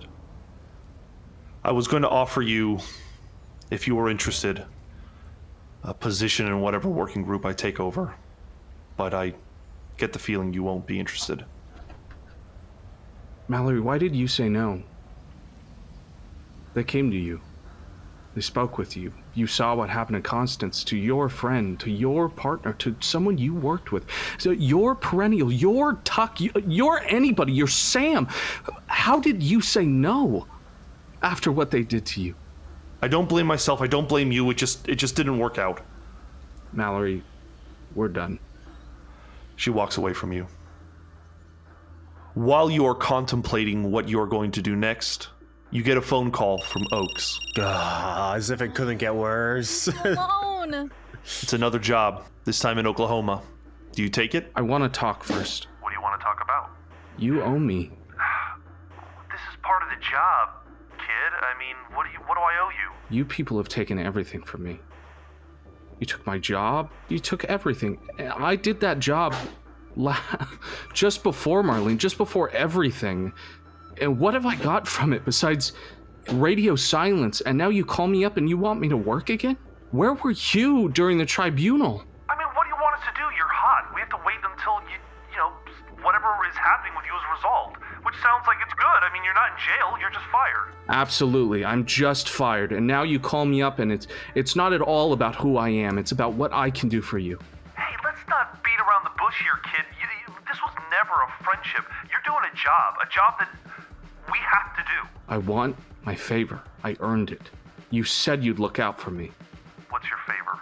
We learned about a company a while back, during the Bowman case, in the cabin. We ended up looking into it. Ansel Incorporated, what do you know about it? Sounds familiar. It sounds like it's one of the, smaller companies that we sell shit out of through March. Well, they have something, and I think they know how to use it. And what is it?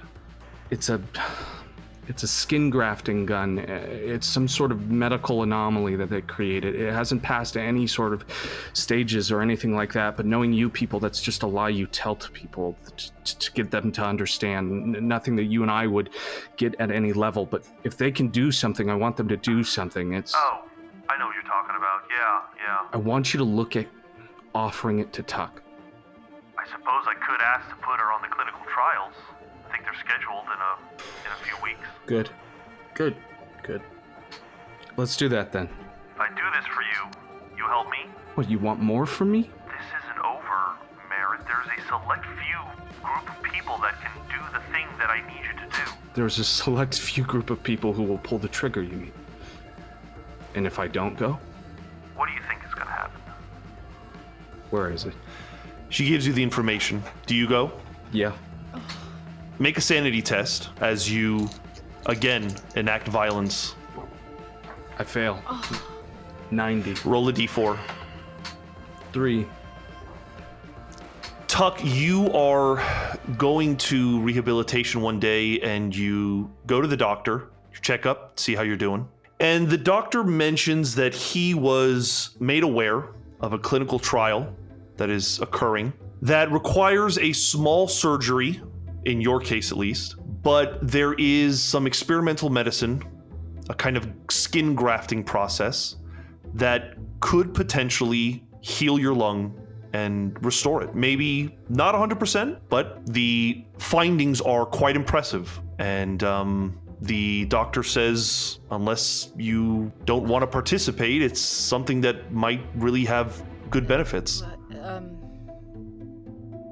Do you know who's making, like, I mean, yes, obviously, yes, but who's behind, what company is making this?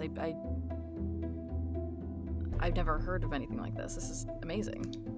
He doesn't know himself, but one day when you're home after the discussion and you're thinking about it, and certainly Ruhi's excited about it, you are informed that there is a company called Ansel Incorporated. Did we in-game come to the like realization that March and Ansel like are funnels of each other? I think very much so, yeah. Immediately you recognize the name. You even recognize you had the discussion regarding the skin grafting technology. Then I'd probably call Hyde. Pip. And what do you say to Hyde? Hello? Hi. How are you doing? Well, I got shot in the chest. How do you think I'm doing? Better than you'd expect, actually. Actually, I called. How are you doing? You know what? Let's find out how Hyde is doing. Oh, Hyde. no. Hyde, that was brilliant, Surge. You experience somewhat of a similar situation to Orson. The army is not pleased to hear that one of your weapons was found with a radical. I need you to make a charisma ×5 roll. Oh, that's my worst skill. Dumpster. Bye, Hyde. Let's go, Hyde. Come on, baby. No dishonorable discharge. That's a fail with an 83. Okay, I will ask you. You can either make a persuade or bureaucracy roll to see if you can get suspended as opposed to fired. I have more chances with bureaucracy. All right. That doesn't say much. Oh shit! No, I succeed with a 23 out of 30. Hey. They'll suspend. Besides your gun, there's not too much else that is really linking you to this story. It is strange nonetheless that you were involved, and the army is upset, and they do suspend you without pay, but you are not fired. Go ahead and make a sanity test, though, for this suspension, as it's clearly going to have ramifications in your life. That is a fail with a 60. Okay, you're going to lose 1 sanity. With all of that in mind, you can continue the conversation with Tuck. I'm hanging in there, Tuck. That's good. I have a question. Or how do you trust Doc, right? I know this is kind of a point of contention with us, but I trust Doc to an extent because Doc was in charge of just the security that I had at the program. Do you trust the work Doc does? Part of me wants to believe that Doc does the best she can, given the circumstances of what we do, but it doesn't change what Doc is willing to do to get answers. They have a skin graft thing that the doctors think might help with my lung, and I asked who made it, and it's Ansel, and I'm really not sure how I feel about it, and I don't know how I can say no without explaining everything to my wife, and I don't know how I can say yes and live with myself morally. And I guess I just wanted some insight from your end. It kind of depends, Tuck. Do you think you're still valuable to the program? Right now? If you think you're still valuable, or if they're trying to make you more valuable, I would trust it. I don't know how much I can protect you guys right now, and that scares me. Then maybe you should pursue it if you think that's the way to make it possible. I don't think we can really protect ourselves from the program, no matter how hard you try.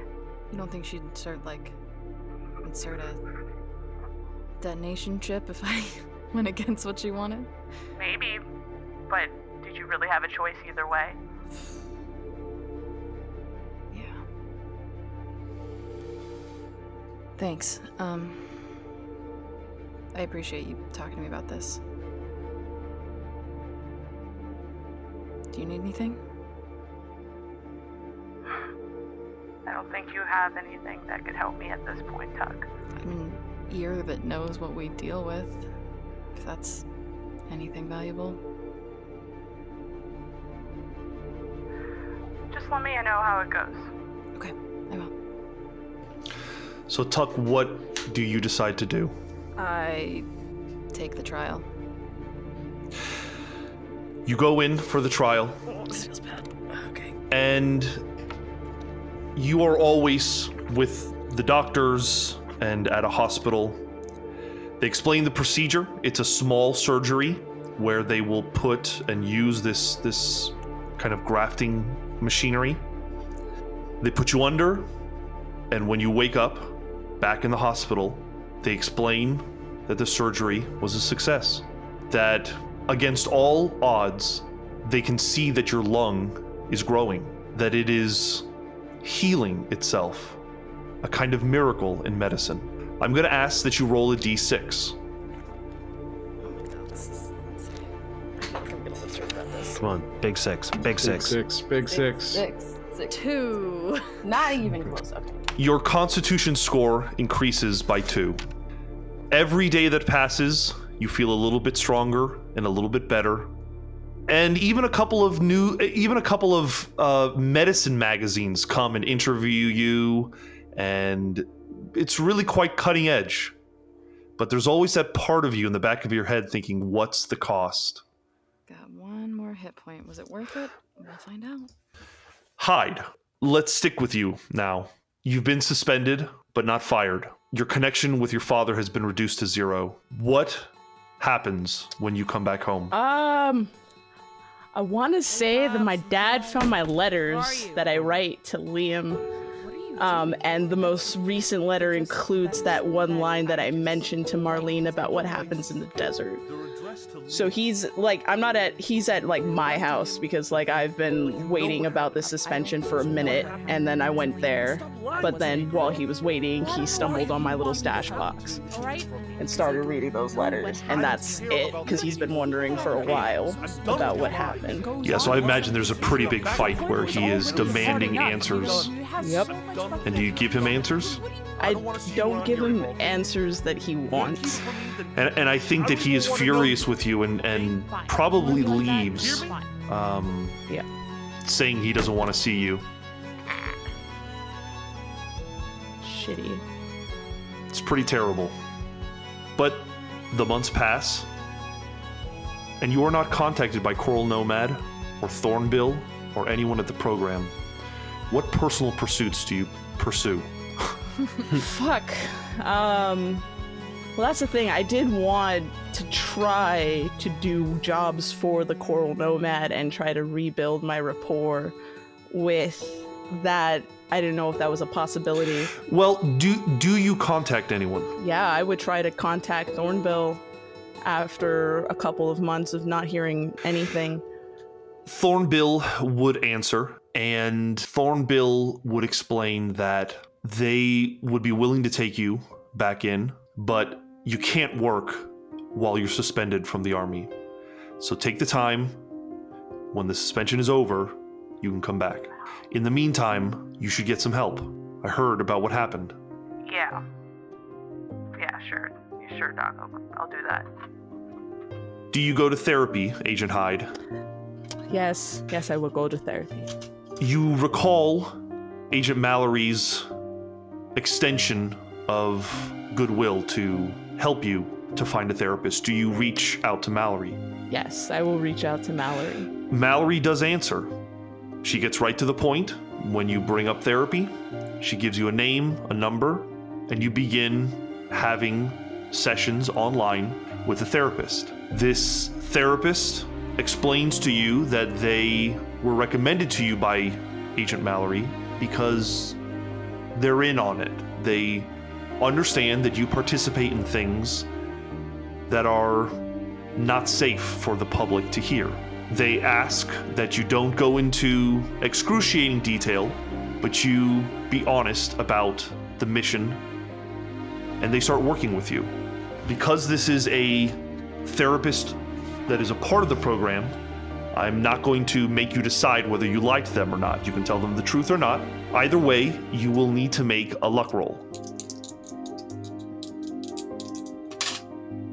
That's 50 on the nose. So you are going to regain a D4 insanity, and we will say that this therapist gets right to the heart of it and starts dealing with this disorder you have. You don't cure it, but this therapist does help you manage this kind of losing yourself.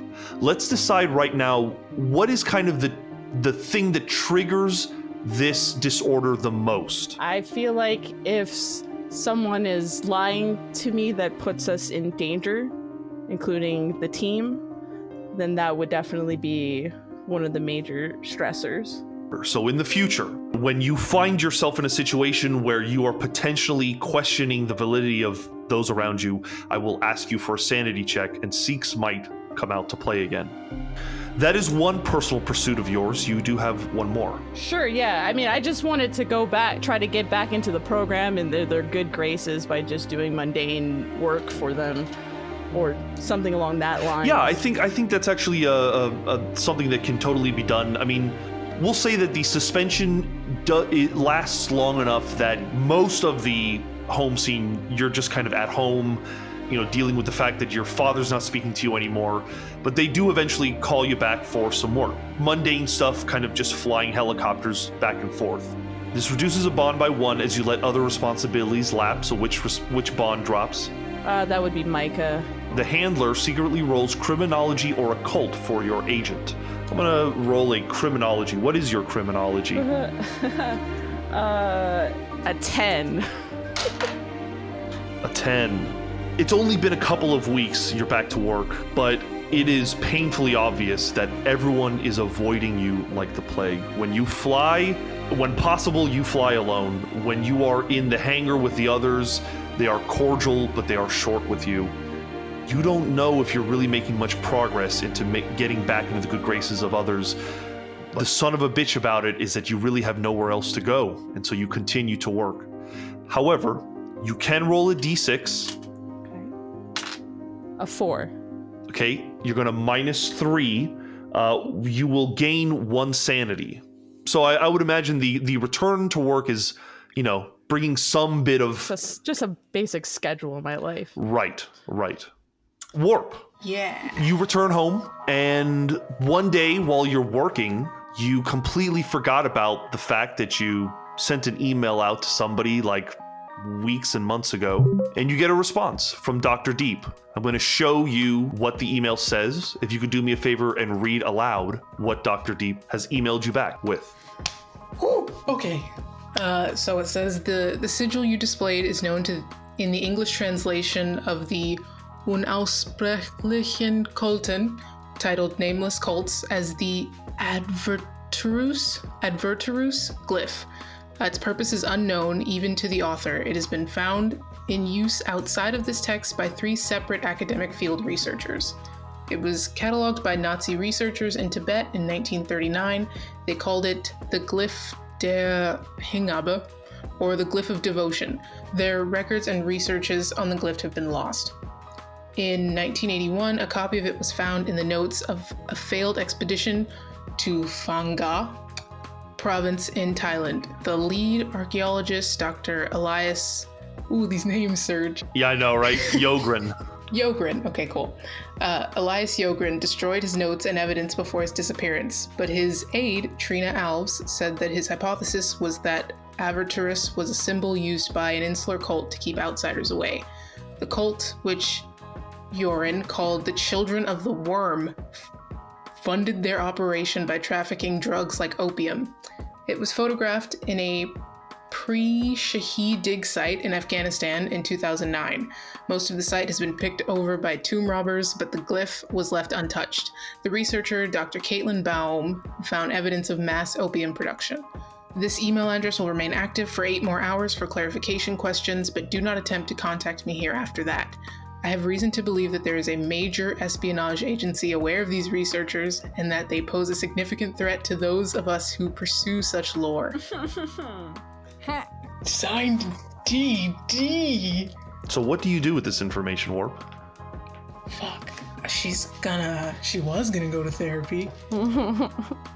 Not so much anymore. I think she's gonna spend one of her activities on like either staying on the case or studying the unnatural.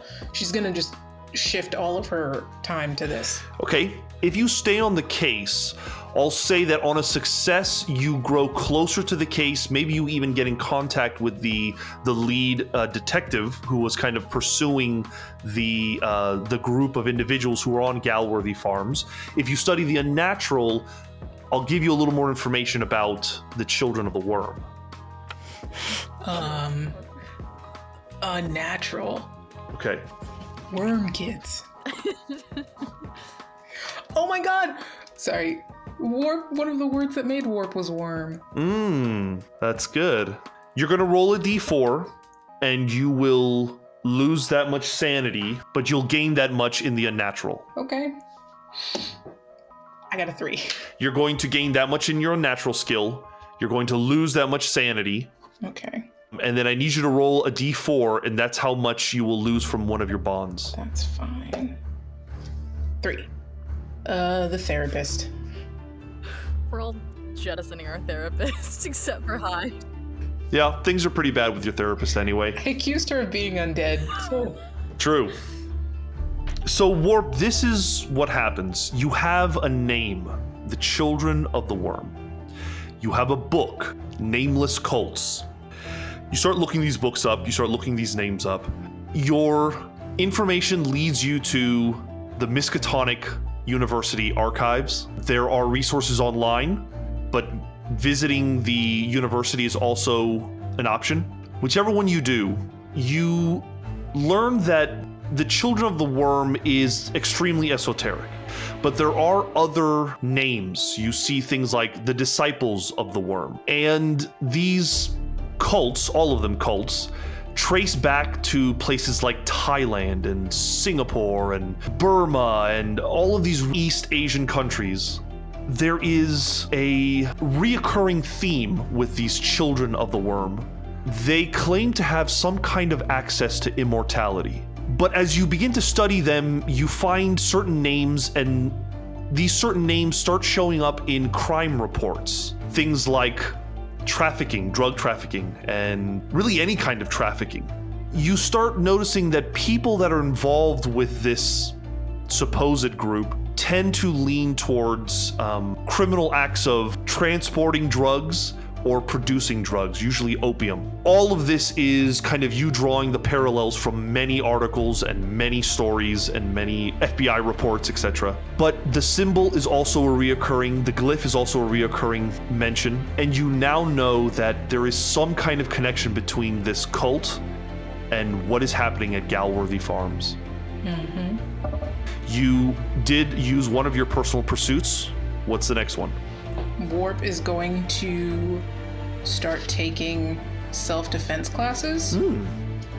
But she's going to, almost immediately after putting that together within the next day, she's like at like a camping store and just starts texting Hyde pictures of knives.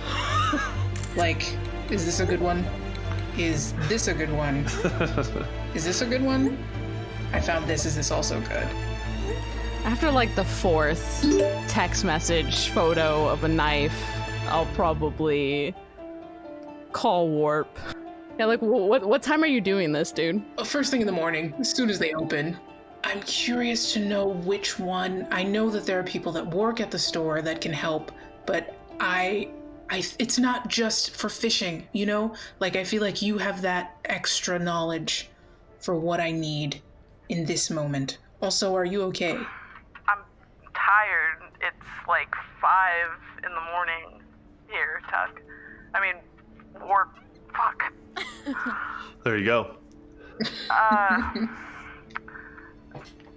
mean, what do you need this knife for? Are you okay? Why are you looking for a knife? I lost one recently. everything's okay, Warp, right? Has the program contacted you? No, everything's fine. I know it's 5 a.m. and we can talk later, but I'm just... No, Warp, just say it. You can say it now if you want. You're already on the phone with me. We're okay. Like, I don't hate you or anything. At least on my end, we're fine. I just wanted you to know that. Thank you. I am sorry for what happened. And I don't want to hurt you. I just want you to know that. I know that. I do have a question, though. Okay. Why did you want my laptop? Or why did Seeks want my laptop? Boomer's server is very extensive with what it can find. And there's something on there that I just wanted to look for, I guess. Trying to figure it out, sort it out. I've been talking to somebody about it. It sounds like you need a researcher. I had a brother, or who used to work for Delta Green. I see. Where is he now? I wish I knew that answer. I wish I knew. It's the answer that I've been asking. It's the answer my dad wants to know. And I just can't ever tell him. Well, can you tell me? Another day, Warp. Not over the phone. I think we've seen enough of the bad side of anything as possible. I'm going to try to help you work on the good side. Okay. If you're looking for a knife to protect yourself, try to find at least something that's as long as your palm. In the state of California, you can't own a knife bigger than the width of your palm. Huh. Try to find something serrated on one end and smooth on the other. And take some lessons if you can. I don't know how to help you until we ever see each other again, but I don't want to hear you knifed yourself. Again. Yes, I will do that. Thank you, Hyde. So you hang up and Warp, I assume, go take some classes in self-defense. That's right. So go ahead and make a melee weapons roll. Okay. And you want to fail. Oh, good. That was a success with a 4. Damn it! Right in the old wound. You may add 1 point to your melee weapons skill. We suck at home scenes so much. Like, why are we so bad at home? You put 2 of us in an underground secret bunker and we'll knock out 4 terrorists. You try to put us at home to do anything good. Yeah, you enroll us in a Taekwondo class is fucking over. I will die. Samael. Oh, what? I have to follow that? Samael, what 2 personal pursuits would you like to pursue? I think first thing when Samael gets home, he spends all the time that he can at the church. I think his first priority is smoothing over his sudden disappearance after already being slapped on the wrist for having left in a hurry. Yeah. Did you lose any of your bond with your church? No, that is the one that remains untouched. They happened to not notice that you were gone for an extended week. And I think that makes sense because Samael isn't he's not like the main preacher. You know, he's not like he's not the point man. He's just he's a guy that just happens to work in the building. You did lose some bond with some other folks though, did you? I did. My strip club bond held probably for the best went to 0. Okay, make a sanity check for me. As a bond has been reduced to 0. That is a fail with an 84. Okay, roll a d4. 4. All right, would you like to project that? Yes. Who are you going to project it onto? To my daughter. Does that bring her to 0? It will. First of all, let's just solve, what does it look like when the hive is lost to you? I've already been punched in the face in my workplace. I think that it's those were the only non-work friends that Samael had, and I think being cut off from it not only was it one of the only friends he had outside of work. It was the only thing. It was the only release that he had aside from keeping himself locked in his office, working 24/7. So I think it's just, he doesn't talk to anybody for probably weeks. It's probably just him. He goes to his office for a while and he writes or, does whatever it is he needs to do. Maybe does some confessions.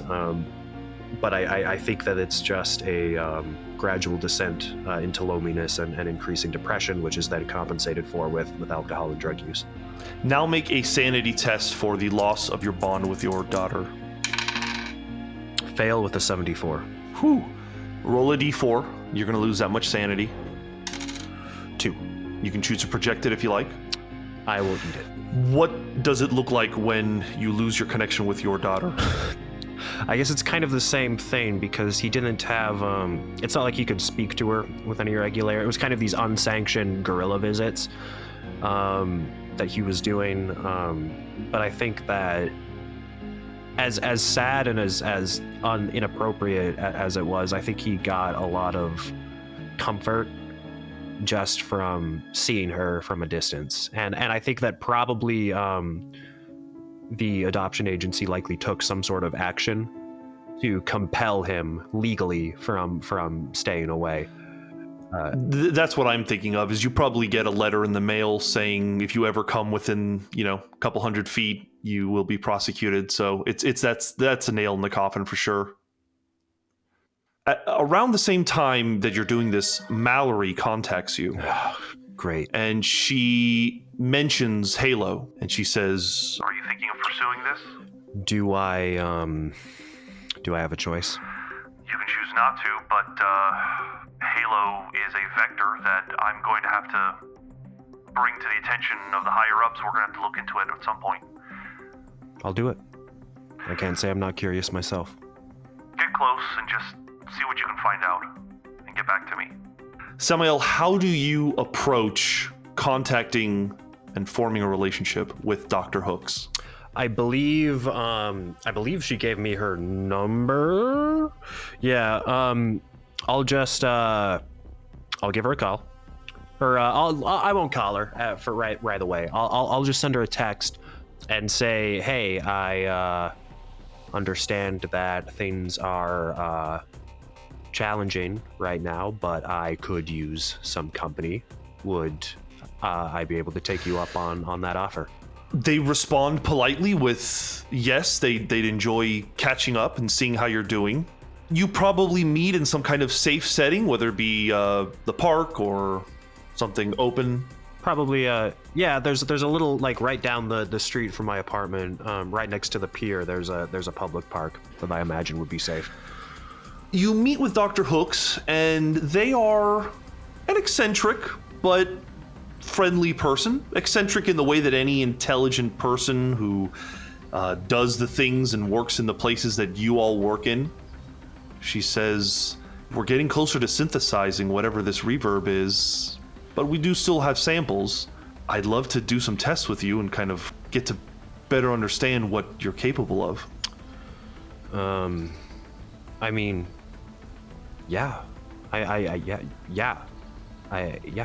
The first step is to meet and to discuss what you've been experiencing, to kind of catalog everything as much as possible. She offers to meet at her place, or you could meet at your place. I want to know what her place looks like. You go to her place. It is in New Jersey. It's a nice apartment there. Seems like a relatively normal place. She has her laptop out, and as you're kind of talking to her, she pours some wine, and it's being quite friendly and even flirtatious.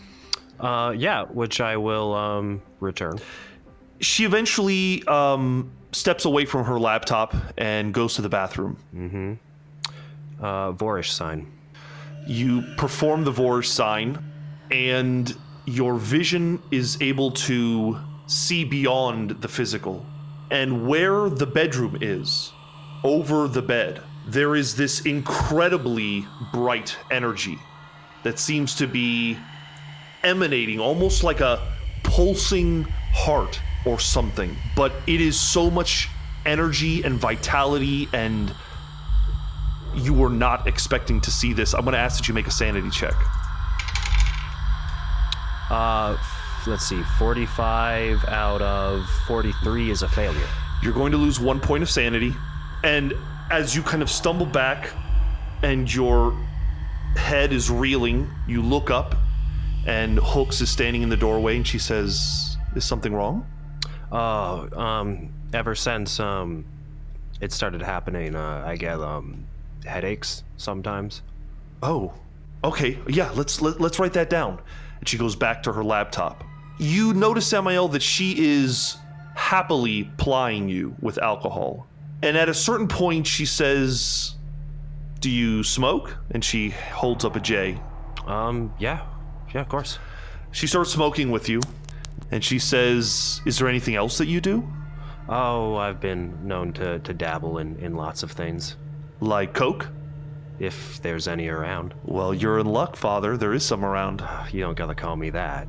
Unless you like it.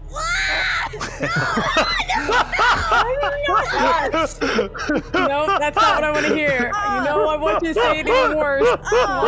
Dr. Hooks gets sufficiently drunk and high, and you can tell that she's waiting for you to make a move. I do that.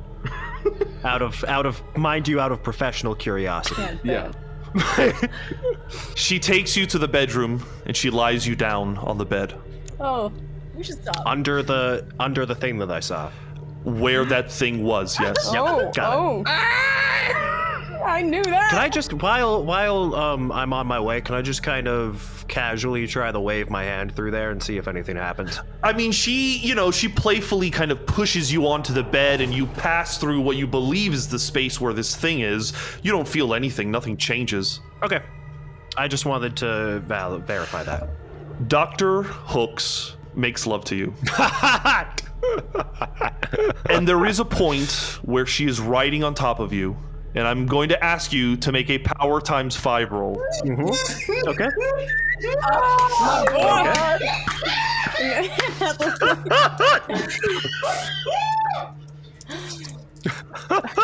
Bye, Zakia. What's going on? 15. That's a success. Oh! This game. Man. What a good game. The sex is so good that you pass out in the middle of it. Like my willpower drops to 0, pass out? All you know is that you begin feeling dizzy and you fall unconscious. And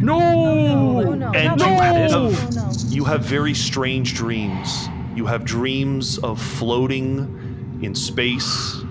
You have dreams of a black pyramid. And you have dreams of an entity writhing in the darkness, long and tentacled and impossibly shaped. But when you wake up the next day, you find yourself in a back alley in somewhere in New York. You look to your left and there's a homeless man next to you, and nowhere in sight is Dr. Hooks. I stand up as if I've been in this situation before. Nod at the homeless man, hand him a $10 bill, and try to find my way back home. Let's add, go ahead and roll a d4. You're going to do that to reduce your sanity, but to increase your unnatural. 4. All right, your unnatural is going to go up by 4. And my sanity goes to 38. Your sanity goes to 38. Something you definitely come to understand is that Hooks, there is something going on with Hooks. Well, yeah. And I need you to roll a d4, and you will subtract that from one of your non-Delta Green bonds. Okay.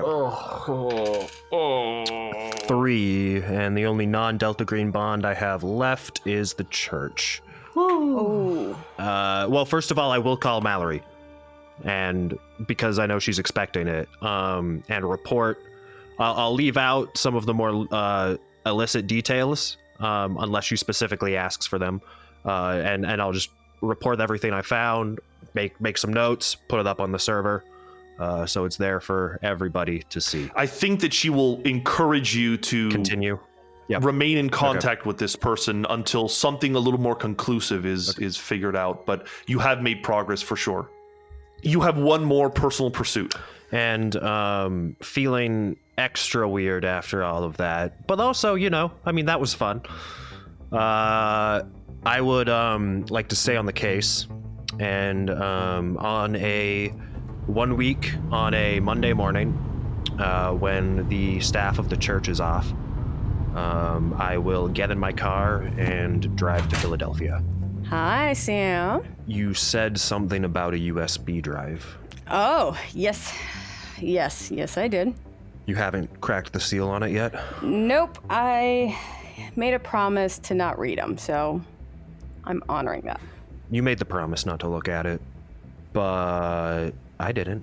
Can I I want to make reference that I would rather this would probably be taking place at our office, not at my personal residence, because I can at least lock my door and it's very secured in there. So Samael, you meet up with Boomer, and which of the two messages are you going to read? The one from Pleasant or the one from Charlie? I'll look at the Mr. Pleasant message first. So Samael, you open the file. Boomer does need to take a minute to decrypt it, as it is a kind of an unreadable file. But you eventually get a very basic text file, and I'm going to share it with you now. If you could do us a favor and read what that message says. Alphonse, I'm sure you know by now that your outlaws tried to steal the honeypot and woke up the hive. The only way to avoid a scorched earth policy is if you give me a name. He used the honey on Tanya. I'm sorry. Her source was smart enough to remain anonymous, but he's coming for you. He suspects someone from our side, but nothing less than a name will satisfy him. I'd recommend leaving the country, but I know you better than that. Pleasant.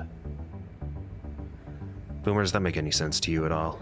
Wait, was there two? There was the response, right? Yeah. Okay, well, let's look at that. Yeah, good. Why don't you pull that up? Go ahead and read it when you're ready. Pleasant. Tell Majestic that A-Cell unconditionally surrenders.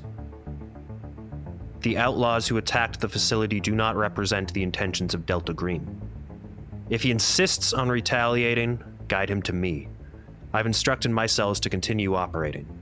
The greater mission stops for no one, regardless of war. If I've been bagged, tell Agent Bernard. He'll know what to do.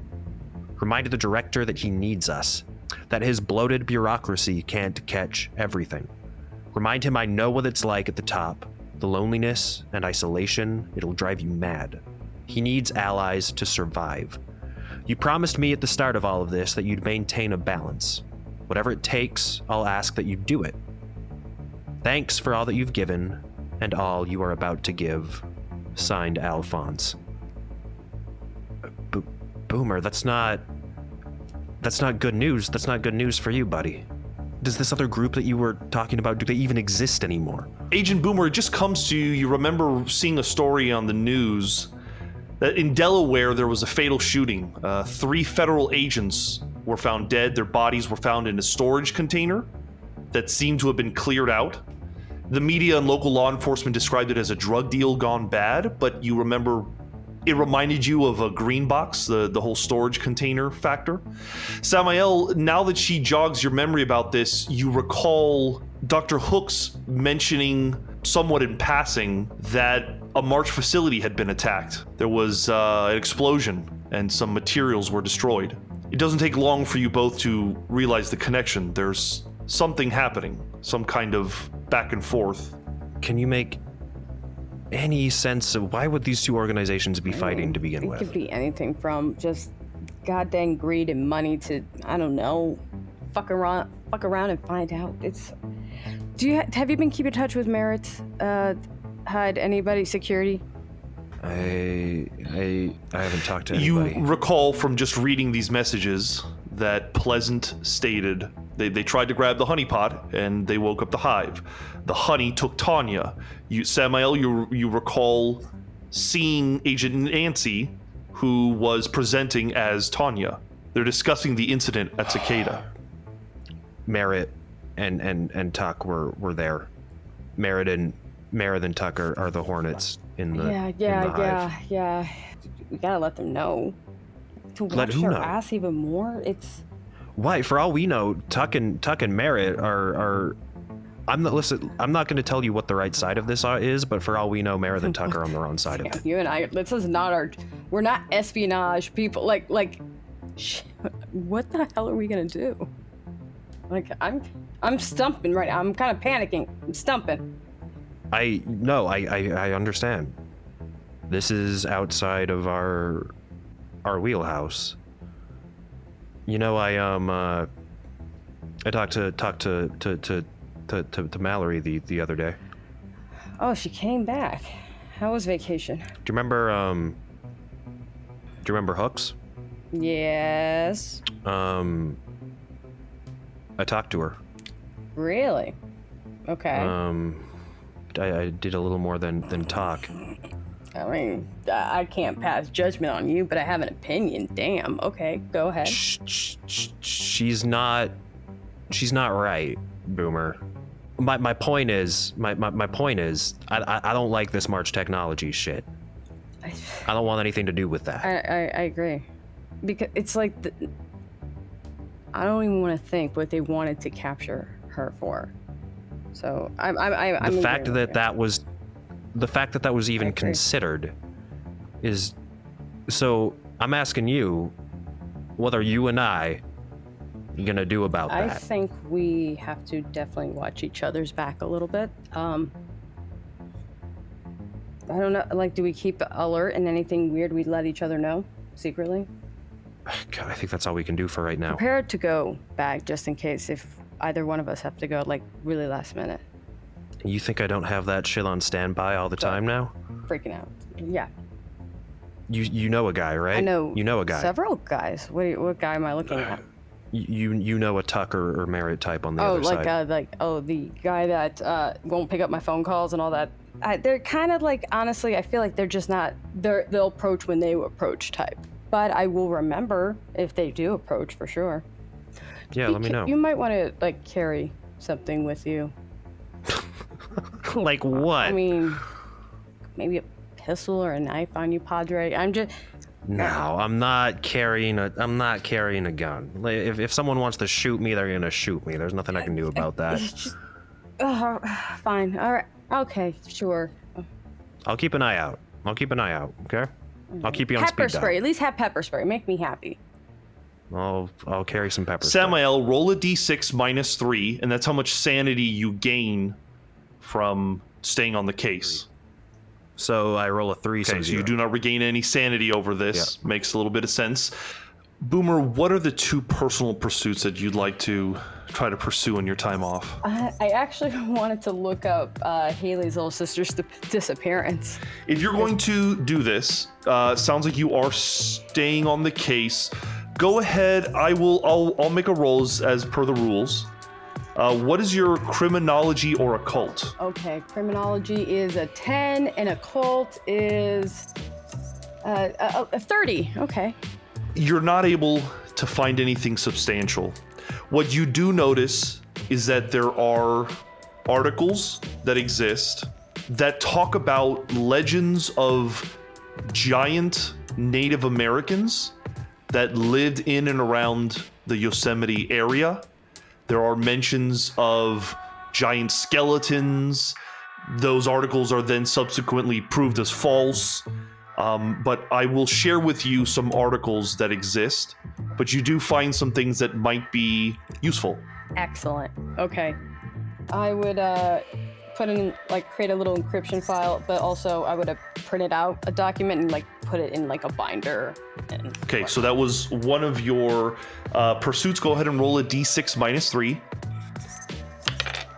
2. Oh, hey, -1. So you are going to lose 1 sanity as these articles that you're reading are frustrating. They're like, it might as well be an article about Sasquatch. It's just so much strange information, legends, myths. You just don't really know if any of this is going to be useful to Tuck. Okay. What is your final personal pursuit? Is it therapy if I want to just kind of spend time with my wife, even though to kind of rebuild all that, or is that? You can fulfill responsibilities. Yeah. Fulfill responsibilities, get basically home and work, balance back up to my standard. Go ahead and roll sanity test. Okay. And what is your what bond is it that you want to increase? 49. Okay, so let's do my sister, 'cause she's at it. Okay, so you may roll a d6 and you can increase the bond by that much. 1. Okay. What does it look like? Do you just kind of reach out to your sister a little bit more? Why does that bond get stronger? Oh, I would say I would show back up because I kind of ghost out on my sister a little bit. The little bit of I'm sorry, Pac, for being a dick. Go spend the week, hang out anytime I can, and then just say we would go to an arcade where we would just kind of hang out, just kind of reconnect and catch up. Boomer, you are in your office one day, and Dr. Thornbill, along with 2 people in suits you've never seen before, come into your main office and want to speak to you. Oh. Come in. I'll get them in. Waters, whatnot. They say no to the waters, but Thornbill gets right down to brass tacks.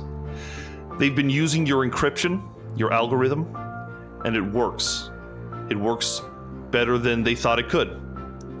And they want to offer you a $3.5 million contract to allow them to distribute this algorithm through March Technologies in the coming quarter, in the coming financial quarter, making you personally, professionally involved with the program. But it would be done through March, a legitimate company, and it would make you an overnight success. Oh God, Boomer. Do you take the offer? Well, that is, I gotta say, that's a fantastic thing. But you gotta remember, I am 1/2. I have my lovely partner in the next office that we just have to discuss and make sure, and obviously, of course, have lawyers go back and forth. It may take a minute, but I am definitely eager to see said agreement. They have a contract ready. They put it on the table and they say, please review it. And we think it'll be a great move for you.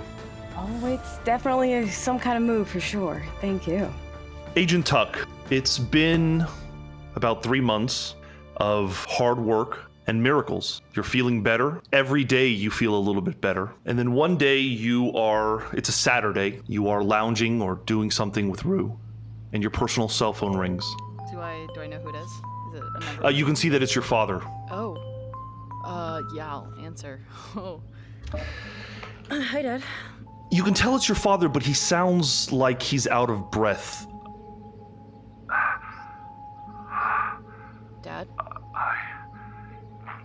He's struggling to get the words out, and eventually he mutters, Haley, I just got off the phone with the National Park Service.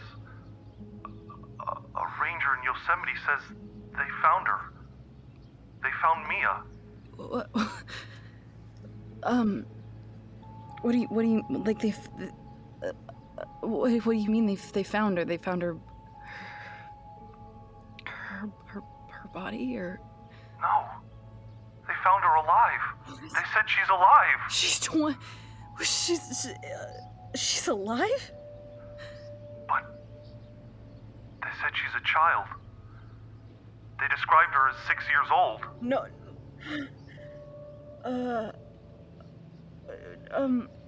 Are you sure they just didn't find someone that looked like her? That there wasn't a kid that went missing that looked like her and they just got the wires crossed. I can't do this. I can't do this again.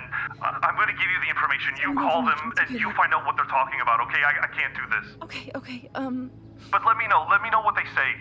Okay, yeah, I'll, Oh my god, Haley, what if it's her? Don't get your hopes up, Dad. It's been 29 years.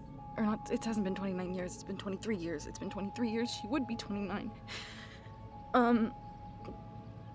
We'll figure it out. It'll, you just, I'll handle it. It's okay. You hang up with your father, and with trembling hands, you dial the number that he gives you. I'm like fumbling for Rue's hand, and I'm just like clenching it. I haven't explained anything to her. She has no idea what's going on, but I assume you just kind of power through this. Yeah, I've just like got her hand in one, and I pick up the phone and I call. On the other line, it is the National Park Service, and eventually someone is gotten to you. They get the proper person on the phone who confirms who you are. They explain this morning a park ranger named Tamika Gallegos was driving through a field of flowers. She saw a naked girl that she pulled, brought back to a station, and questioned. The girl said that her name was Amelia Moore, that she was age 6, and that she was looking for her parents. They gave the old address of where you used to live, which was eventually redirected to your father, and now to you. They said that they have the child in custody, and they would be willing to hand it over if you could show proof of identity. She's currently in the Yosemite National Park. Oh my god. I say yes, I'll come get her. As the first flight out, I'm coming to get her. Thank you. I'll keep in touch with my arrival. We'll be there shortly. You get off the phone, and Rue is desperate to know what's happening. I think Tuck just like sits on the floor and just keeps saying, they found her, she's alive, they found her, and she's 6, they found her, she's 6. I'm gonna ask that you and Ruhi make sanity tests. Fucking shaking again, fuck you. That's a 15. She also succeeds with a 20. This is just unbelievable news, but you still can't fully accept it. Rue says immediately, let's go. Let's pack our bags and let's go get her. Okay. What is it? Should you stay here? Are you kidding me? Baby. I have to be with you. Honey, you could barely walk across the room. How are you going to do this on your own? I can walk now, and the last time I was there, there was something took us, and I don't want you near it. I don't want anything to happen to you. Haley, don't make this about this fucking group you're with. This is your sister. We have to see her. I have to go with you. You cannot keep me out of this. Okay. You're gonna come with us, and you're gonna stay with her. Anytime we have to go anywhere else, that's with the people I'm calling them to. I have to call them in on this because they know I have to call them in on this. You have to understand, this is impossible. This shouldn't be happening. And they have to know I need them. I understand. Okay. And when we're there, Tuck, what do you do? I think I call Merritt first. Merritt, you call Hyde, Warp, Samael, Boomer. Each of you get the call from Tuck. She needs your help, and she needs you to meet her in California as soon as possible. And I think that's where we can bring this arc of Doomed to Repeat to a close. Hey. Brutal. Allegra, it's okay. Cry. Allegra, it's okay. Go ahead and cry. Go ahead and cry. It's okay. Go ahead. Like you said, it's your sister. They found her, and my whole body went, and like I felt everything like, and then you said she's 6, and it did it again, and I was like, okay. Well, thank you once again for listening to Doomed to Repeat. To our patrons, our eternal thanks for helping keep our little show going. Though this is the closing of another chapter for Doomed to Repeat, it doesn't have to be the end. If you've enjoyed the show, consider supporting us on Patreon, and make sure to get the word out about us. Tell your friends and fans of actual plays or TTRPGs in general or Delta Green, the more eyes and the more interest we can generate about Doomed to Repeat, the more of it we can create. Thanks again. Until next time, stay safe.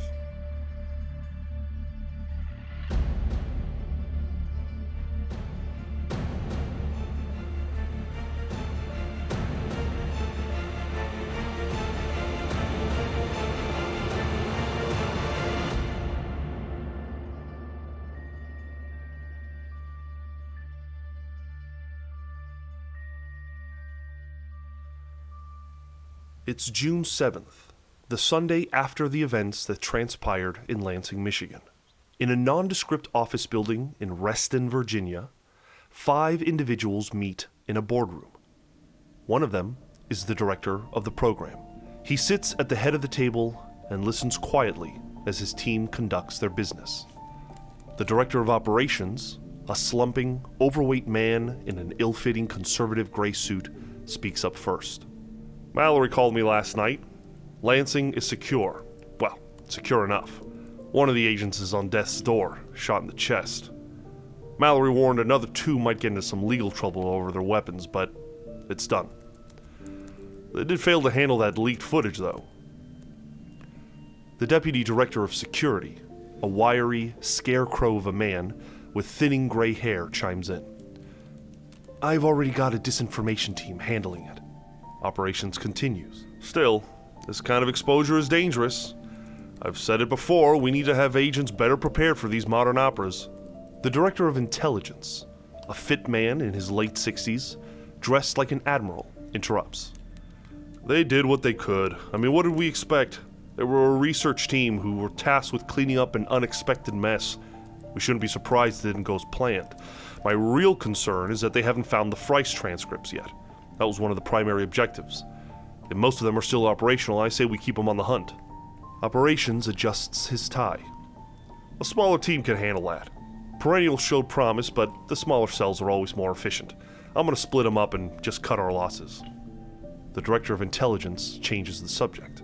I wanted to discuss the software one of them developed, Maxine Parker. We've put it through its paces, and I want to move to secure it. A small woman with short, coal-black hair sits at the opposite end of the table behind her laptop. She is of Filipina descent, and the others know her as the director of logistics. I've run the numbers, and I think there's room enough in the budget to make her a competitive offer, but someone else has to make contact. Have Taffam do it. He's not answering his phone.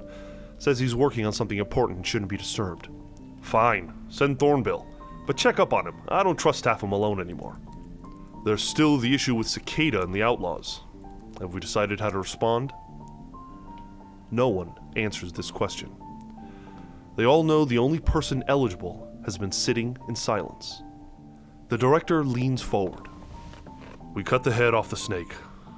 Bring in any stragglers out from the cold, otherwise they get the same treatment. We know where to find him, but Alphonse isn't going out without a fight, especially if he's on home turf. Then we lure him out. This was a loose end I should have taken care of years ago. Silence in the boardroom. Then, operations says, anything else? Very well. Ladies and gentlemen, until next time. And the members of the DO clear out of the boardroom, leaving the director alone. That's when his cell phone buzzes from the pocket of his black fatigues. He pulls it out, and the cell phone reads Oaks. He answers without saying a word. On the other end, Oaks says, Hey, I need to meet with you. The asset has been talking. Said some things you might want to hear for yourself. When can we meet? The director sighs, runs his thumb along an old facial scar. Now's not a good time, but soon. He hangs up and exits the room.